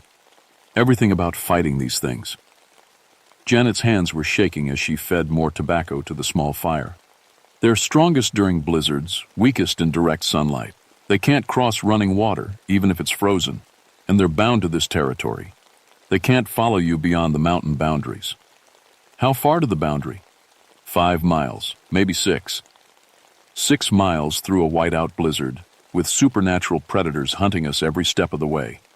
In our current condition, it might as well have been 600. The tobacco smoke was getting thinner. Outside, the shadows were moving closer again. I checked my watch. We'd been in the tent for 45 minutes. The protection was almost gone. "Janet," I said, "I need you to teach me whatever ceremonies you know, right now." She looked at me with surprise. "You never believed in the old ways." "I believe now." As the last of the tobacco burned down to ash, Janet began teaching me words in Monacan that might keep us alive long enough to see another sunrise. But first, we had to survive the night. The tobacco burned down to nothing, and the cold hit us like a physical blow. The tent walls went rigid with frost, and the air became so frigid, it burned my lungs. Outside, Dave's voice called again, but this time it was different. Older somehow, speaking in accents I didn't recognize. "Y'all come on out now. No sense in suffering in there." More voices joined in. Different people, different times. Some spoke in Old English, some in languages I couldn't identify. All of them patient, all of them calling us to join them in the snow. "Ho, many people have died up here?" I asked Janet. "Grandmother said dozens over the years, maybe hundreds. Every severe winter, the Nuhu Nulti claim more victims. The spirits grow stronger with each death." Janet was teaching me a protection chant when the tent started moving. Not swaying in the wind, actually sliding across the snow. Something was dragging it, tent stakes and all. I grabbed my knife and cut through the back wall. We rolled out into the storm just as the tent disappeared into the darkness, carried away by invisible hands. The wind hit us immediately, driving snow and ice into our faces. Visibility was zero. I could barely see Janet standing right next to me. "Which way?" I shouted over the wind. She pointed downhill. "The stream. If we can reach the stream, they can't follow." We started moving, but the snow was too deep and the wind too strong. Every step was a struggle. The supernatural cold was sapping our strength faster than any natural weather could. That's when I saw them clearly for the first time. They emerged from the storm like ghosts made of ice and shadow. Tall, impossibly thin figures that moved without disturbing the snow. Their faces were human once, but stretched and distorted by cold and death. Eyes like frozen pools, mouths open in silent screams. 6 of them, just like Janet's grandmother had said. They surrounded us slowly, cutting off any escape routes. One of them wore the remnants of a Confederate uniform. Another was dressed like a 1920s hiker. The newest addition was Dave, still smiling that peaceful, terrible smile. Mike Graywolf, one of them said. Its voice was like wind through broken glass. We know your family. Your grandmother was wise to teach respect for winter. But you forgot the lessons, another added. You came here anyway. They weren't moving closer, just standing there in a circle around us, waiting for Seychelles. Emthing. What do you want? I asked. Warmth, the Confederate soldier said. Life, the heat that burns in your blood. We've been cold for so long. So very cold, Dave added. But you can help us, Mike. You can make the cold stop. I felt Janet's hand slip into mine. She was chanting under her breath in Monacan, old words of protection and strength. The spirits winced when she spoke, but they didn't retreat. Your friend knows the old ways, the soldier said, but she's tired and her power is weak. Soon she'll be too cold to speak at all. He was right. Janet's voice was getting weaker, her words slurring with the cold. The protection chant was fading. That's when I understood what they were waiting for. They were letting the cold do most of the work, wearing us down until we couldn't resist anymore. Then they'd feed. There's a way, Janet whispered. Old ceremony. Dangerous, but it might work. Tell me. Spirit challenge. If you can match their cold with fire, they have to retreat. But if you fail, I'll end up like Dave. She nodded. The fire has to come from inside, from your own life force. It could kill you. Around us, the spirits were getting restless. They could sense our weakness, smell our fear. Dave took a step closer, and frost spread across the snow where his feet touched. Hurry, Mike, he said. Don't make this harder than it has to be. I closed my eyes and thought about fire. Not just physical fire, but the warmth of life itself. Blood pumping through my veins, heart beating in my chest. The spark of consciousness that made me human. I thought about my grandmother's stories, the ones I'd dismissed as superstition, about the ancestors who'd survived in these mountains for thousands of years, who'd learned to fight the winter spirits and win. Heat began building in my chest. Not much, but enough to melt the ice that had formed on my jacket. The spirits sensed it and moved closer. It won't work, the soldier said. You're not strong enough. But I kept focusing on the warmth, feeding it with memories of summer days and warm sea, campfires and the feeling of sun on my face. The heat spread to my arms, my legs, my fingertips. Janet joined her voice to mine, adding her strength to the ceremony. Together, we began to glow with a soft, warm light that pushed back against the supernatural cold. The spirits shrieked and retreated, but they didn't disappear. Instead, they became solid, more real than before. I could see their ragged clothes, their frost-white skin, the hunger in their eyes. Now they're vulnerable, Janet gasped. But so are we. The Confederate soldier rushed at me, moving faster than any living thing should be able to move. I met him head-on, my hands burning with spiritual fire. When I touched him, he screamed and dissolved into steam, but the effort cost me. The fire inside was burning my life force, aging me with every second. I could feel years slipping away, my strength fading. The other spirits attacked together. Janet fought them with sacred songs and burning herbs from her pack, but there were too many. Dave grabbed her from behind, his frozen hands leaving frostbite marks on her arms. I tackled him, and we went down in the snow together. Up close, I could see that it really was Dave, but changed. The cold had gotten into his soul, turned him into something else.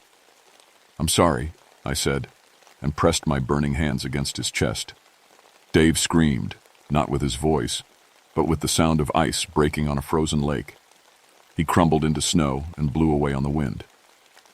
4 spirits left.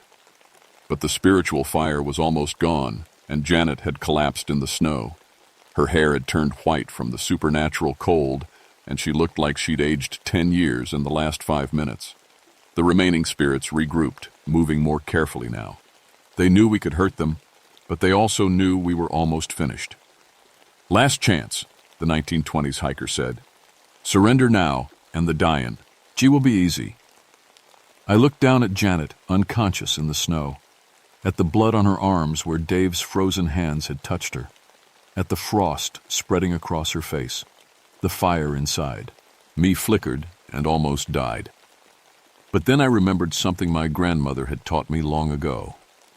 The mountains test everyone, Michael, but they only keep the ones who refuse to quit. I pulled the emergency flare from my pack and lit it. Red fire blazed in the darkness, pushing back the supernatural cold. The spirits hissed and retreated, but they didn't disappear. Fire without spirit, one of them said. It won't last long. They were right. The flare would burn for maybe 10 minutes. After that, we'd be defenseless. But 10 minutes might be enough. I scooped Janet up in my arms and started running downhill, following the sound of water I could barely hear over the wind. The stream. If we could reach the stream, the spirits couldn't follow. Behind us, the Nuhu Nulti gave chase, their shrieks echoing through the forest. But they were solid now, bound by physical laws. They couldn't fly or teleport or move through trees. The flare was burning down fast. I could see water ahead, a thin line of darkness cutting through the white snow. 50 yards, 40, 30. The flare died. The spirits rushed forward, reaching for us with hands like icicles. I dove for the stream, Janet in my arms, and we crashed through the ice into the freezing water below. The shock of the cold water should have killed us both. But as soon as we crossed the stream boundary, the supernatural cold lifted. The spirits stopped at the water's edge, unable to follow. "This isn't over," the Confederate soldier called across the water. "Winter comes every year. We'll be waiting." Then they faded back into the storm, and we were alone. The rescue team found us 2 hours later, hypothermic but alive. We'd crawled out of the stream and managed to build a signal fire with the last of our gear. By the time they got us back to town, Janet's frostbite was severe enough to require hospitalization. The ICO report blamed the deaths on exposure and poor weather preparation. 6 college students and 1 volunteer rescue worker, all victims of the worst blizzard in 50 years. The bodies we found were recovered and returned to their families. Dave's body was never found. The official explanation was that he'd fallen through ice and been swept away by the current. Only Janet and I knew the truth. I spent 3 weeks in the hospital, recovering from severe hypothermia and exhaustion. The doctors said I was lucky to be alive. They couldn't explain why my hair had started turning gray, or why I looked like I'd aged 5 years in a single night. Janet fared worse. The supernatural cold had affected her more deeply, stealing years from her life in exchange for the power to fight the spirits. She looked like a woman in her 50s now, though she was only 35. Her hair stayed white, and her hands never quite recovered from the frostbite. But she saved my life, and maybe more importantly, she opened my eyes to truths I'd been blind to for 35 years. I couldn't go back to regular ranger work after that. Every winter brought nightmares, flashbacks to those voices calling from the storm. I transferred to a desk job, then eventually to a position teaching winter safety at the Ranger Academy. I never told the full story to my students, but I made sure they understood that the mountains had rules older than any human knowledge, that there were dangers out there that couldn't be fought with gear and training alone. Janet became something of a legend in the Monacan community. People came to her for advice about winter travel, about the old ways, about things that couldn't be explained by modern science. She aged rapidly over the next few years, but she gained a kind of wisdom that seemed ancient. We stayed in touch, meeting every winter to monitor spirit activity in the mountains. The Nuhu Nulti kept their word. They returned every few years when conditions were right. We learned to predict their appearances, to warn people away from the dangerous areas during peak times. Sometimes we were too late. Sometimes people ignored the warnings. The official records show an unusually high number of winter fatalities in the George Washington National Forest over the past 50 years. Most are listed as accidents or exposure deaths. Janet and I know better. The spirits are still out there waiting for the next severe winter, the next group of unprepared travelers. They're patient. They have all the time in the world. But they're not unstoppable. The old knowledge still works, if you're willing to listen, if you're willing to believe. My grandmother was right about the Nuhu Nulti. She was right about a lot of things I was too stubborn to accept. I'm retired now, living in a cabin outside Charlottesville. Every winter, when the snow starts falling and the temperature drops below zero, I get a call from Janet. We check the weather reports, monitor the conditions in the mountains. And when the signs are right, when the wind sounds like voices and the snow falls in impossible patterns, we make sure the dangerous areas are closed to hikers. Most people think we're just being overcautious, old rangers who've gotten spooked by the wilderness we once knew so well. If they want to think that, it's fine with me. Better to be thought a superstitious old man than to see more young people walking into the forest and never walking out. But sometimes, late at night when the wind is howling outside my cabin, I hear them calling, the winter walkers. Dave's voice among them, still offering that terrible warmth that burns so cold it freezes your soul. And I remember my grandmother's words. The mountains keep secrets, Michael. Some are beautiful and some are terrible. But they're all true. Winter's coming again. It always does. And in the deepest snows, in the worst storms, when the cold gets so brutal it hurts to breathe, that's we. And they walk. The Nuhu Tea. The winter spirits that steal your breath and call you home to the endless cold. Don't listen to their voices. Don't follow their promises of warmth. And whatever you do, don't go into the mountains alone when the snow falls deep and the spirits are hungry. Some things are worse than dying. Some things are worse than being cold. Trust me on this. I've seen them.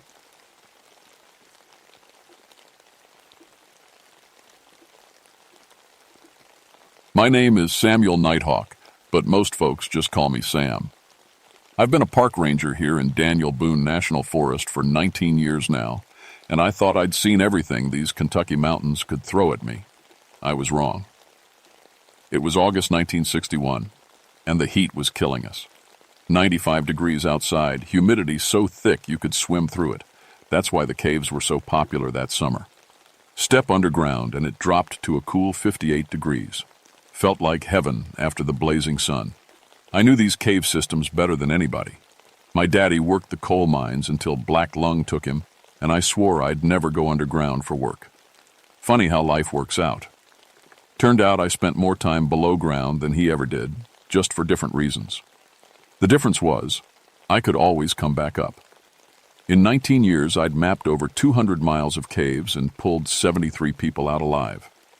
Lost 12 others, mostly folks who went in unprepared or got caught in flash floods. The mountains don't forgive mistakes. My specialty was the deep systems, the ones that went down into the belly of the earth where most rangers wouldn't go. I had Shawnee blood from my grandmother's side, and she used to tell me stories about the caves. Singing caves, she called them. Places where spirits lived. I never paid much attention to her old stories until that terrible day in August. The call came in around noon. Boy Scout Troop 247 from Louisville had gone into Devil's Backbone Cave that morning and hadn't come out. 8 12-year-old boys and 2 adult leaders. They'd been due back by 11, and it was already past 1 o'clock. Devil's Backbone was a beginner cave. Wide passages, no tight squeezes, well mapped. Perfect for kids. The entrance was a big hole in the limestone, easy to find, easy to get out of. Or so we thought. I grabbed my gear and met up with Jim Deepwater, the best local caver I knew. Jim had been going underground for 25 years, knew every crack and crevice in a 50-mile radius. If anybody could help me find those kids, it was Jim. "What's the last contact?" Jim asked as we hiked up the trail to the cave entrance. I checked my notes. Scoutmaster radioed in at 10:30, said they were about halfway through the main passage, everything going fine. Then at 11:15 he radioed again. I paused, looking at the strange message I'd written down. He said, "The boys hear singing. They want to follow it. We'll investigate and report back." Jim stopped walking. "Singing? In Devil's Backbone?" That's what he said. Haven't heard from them since. We reached the cave entrance as the first rumble of thunder echoed across the valley. Dark clouds were building fast, the kind that brought flash floods. If those kids were still underground when the rain hit, we'd have a real problem. The cave mouth yawned open in front of us, a black hole in the white limestone. Cool air flowed out, carrying that familiar cave smell, damp earth and stone that hadn't seen sunlight in a million years. Our carbide lamps cast dancing shadows on the walls as we checked our equipment one last time. "You ever hear singing in these caves before?" Jim asked as we stepped into the darkness.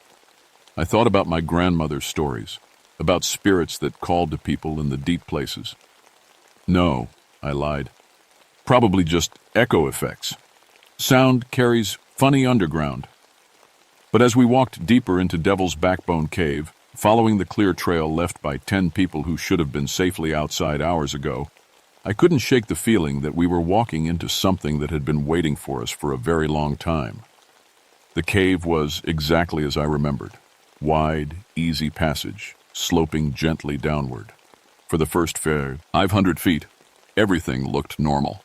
Gum wrappers dropped by the kids, clear footprints in the soft cave floor, scuff marks on the walls where they'd touched the limestone. Then we found where they'd left the main passage. "This doesn't make sense," Jim said, kneeling beside the side tunnel I'd never seen before. I pulled out my cave map, the one I'd drawn myself after dozens of trips through Devil's Backbone. According to my map, there should have been solid rock where this narrow passage opened up. The tunnel was maybe 3 feet wide, just big enough for a kid to squeeze through, but too narrow for adults. "I've been through this cave 50 times, I said, running my light along the tunnel walls. "This passage wasn't here last month." Jim touched the limestone around the opening. "Look at this, Sam. The rock here is different, older, like this tunnel's been here forever, and somehow we just missed it." That should have been impossible. You don't miss a passage in a cave you've mapped, inch by inch. But the evidence was right in front of us.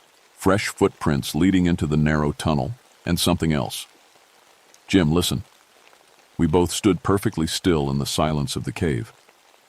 That's when we heard it. Faint, but unmistakable. Singing.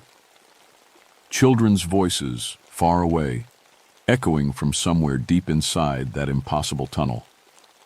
"Sweet Jesus," Jim whispered. "They're really singing."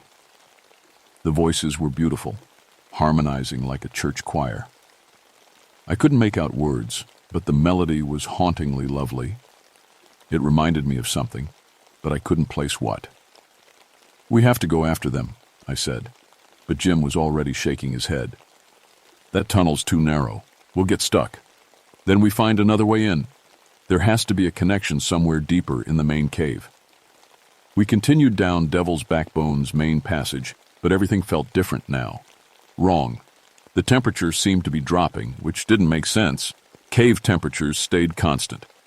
My carbide lamp flame kept flickering even though there was no wind. Worse, my ass was acting up. Magnetic north kept shifting, pointing in different directions depending on where I stood. That was impossible in a simple limestone cave. After another 100 yards, we found the boys' gear. Backpacks, water bottles, flashlights, all arranged in a neat line along the cave wall. Not dropped or scattered like you'd expect from kids in a hurry, but placed carefully, deliberately. "Why would they leave their supplies behind?" Jim asked. I picked up one of the backpacks. Inside was a sandwich, still fresh, and a note in a kid's handwriting. "Following the music. It's the most beautiful thing I ever heard. Don't worry about us." A chill ran down my spine that had nothing to do with the cave temperature. I'd seen enough cave accidents to know that people didn't just abandon their safety gear unless something was seriously wrong. The singing was getting louder now, and I could hear it was coming from multiple directions. That was acoustically impossible. Sound doesn't work that way in caves. But impossible or not, children's voices seemed to surround us, echoing from passages that shouldn't exist. "Sam." Jim's voice was tight with fear. "My mother's singing with them." "What?" "I can hear my mother's voice. She's been dead 15 years, but I swear to God that's her singing." I listened more carefully to the chorus of voices. There was something familiar about one of them, something that made my chest tight with old grief. It sounded like my daughter Sarah, who died of pneumonia when she was 7. But that was impossible. Sarah had been dead for 12 years. "We need to get out of here," Jim said, backing toward the cave entrance. "This isn't natural, Sam. This is something else." But I couldn't leave. Not with 8 kids and 2 adults missing somewhere in this maze of impossible passages, even if it meant facing whatever was making those beautiful, terrible voices. You go back, I told Jim. Radio for backup. I'm going deeper. Don't be a fool. Cave rescue rule number 1, never go alone. Rules don't apply to whatever this is. Jim stared at me for a long moment, his carbide lamp casting strange shadows on his face. You're hearing her too, aren't you? Someone who's supposed to be dead. I nodded. My daughter. Then you know we can't trust it. Dead people don't sing, Sam. Whatever's down there is using our grief against us. He was right, but it didn't matter. Those scouts were my responsibility, and I wasn't leaving without them. Jim tried to argue, but when the singing suddenly got louder, closer, he broke, turned and ran for the cave entrance like something was chasing him. I was alone in the dark with voices that shouldn't exist, following a passage that couldn't be there, looking for children who might already be lost to something I didn't understand. The singing was so beautiful it made my eyes water, and somewhere in that chorus of impossible voices, my dead daughter was calling my name. I followed the sound deeper into the cave, past the mapped sections, into passages I'd never seen before. The limestone walls were covered in formations that shouldn't have existed, flowstone and stalactites that looked centuries old, but somehow felt newly formed. My carbide lamp threw wild shadows as I squeezed through narrow spaces, following the clear trail left by the missing scouts. Boot prints in soft clay, handprints on cave walls, and everywhere that beautiful, haunting singing.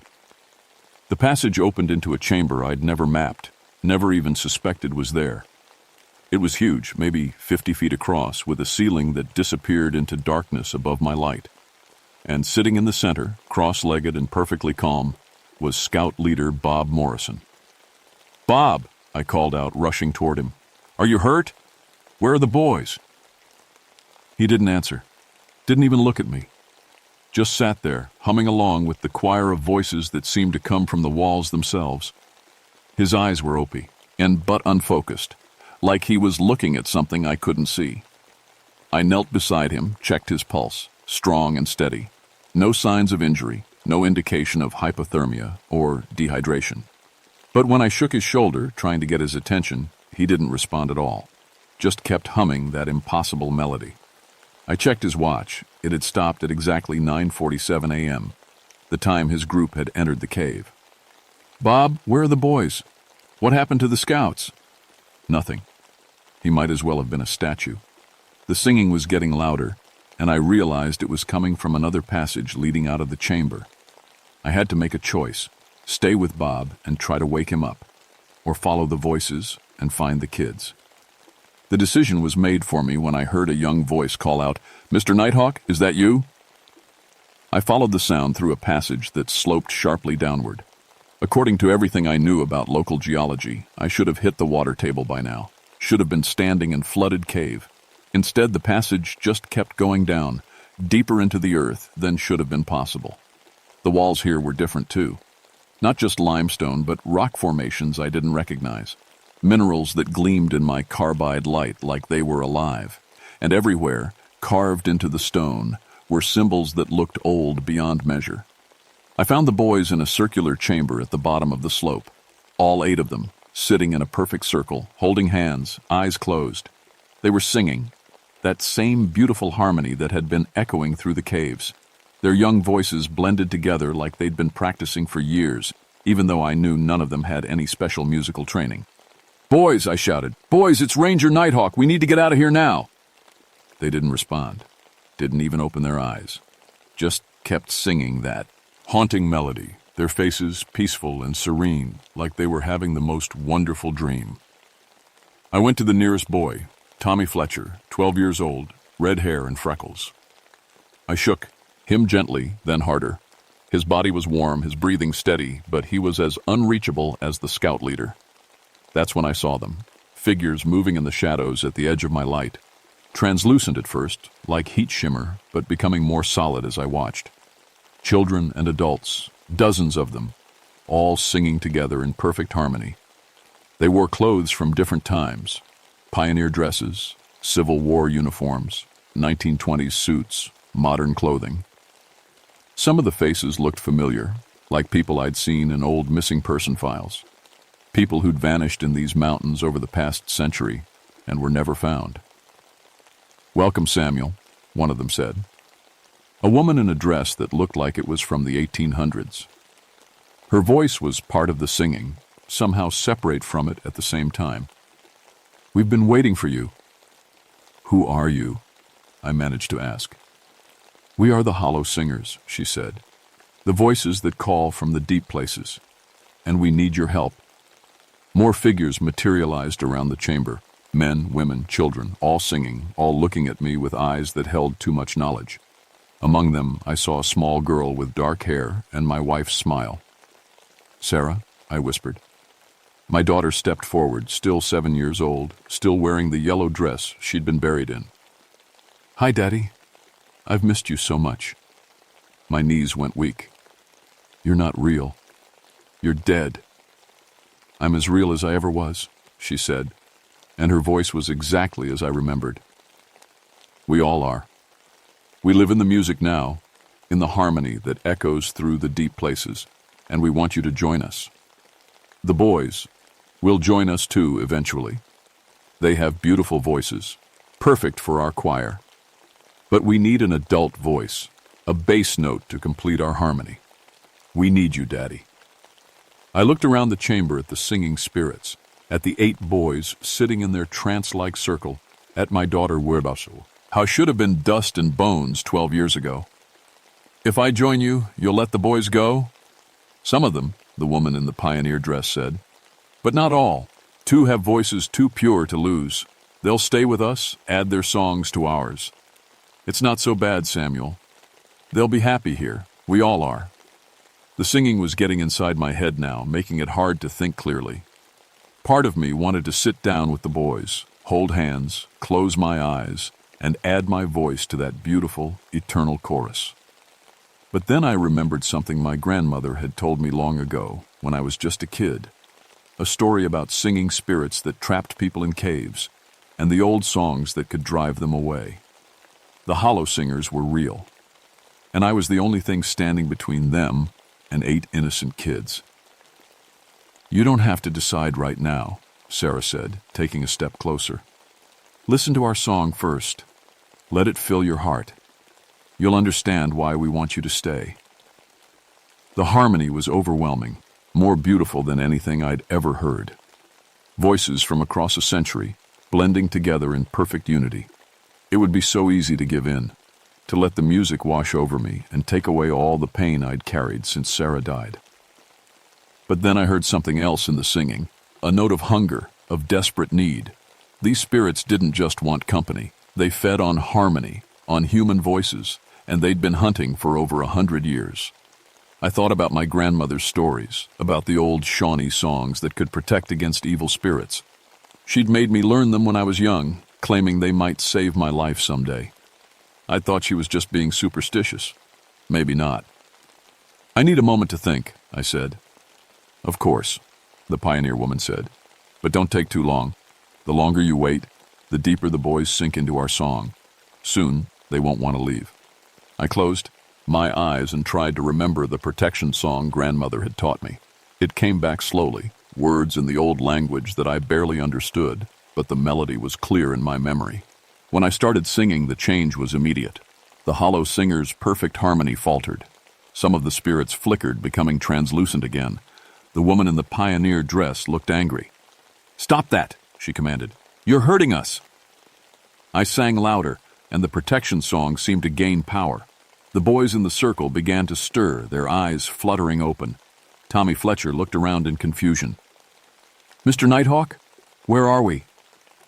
But the hollow singers weren't giving up without a fight. The chamber began to shake, and I heard the sound of rushing water.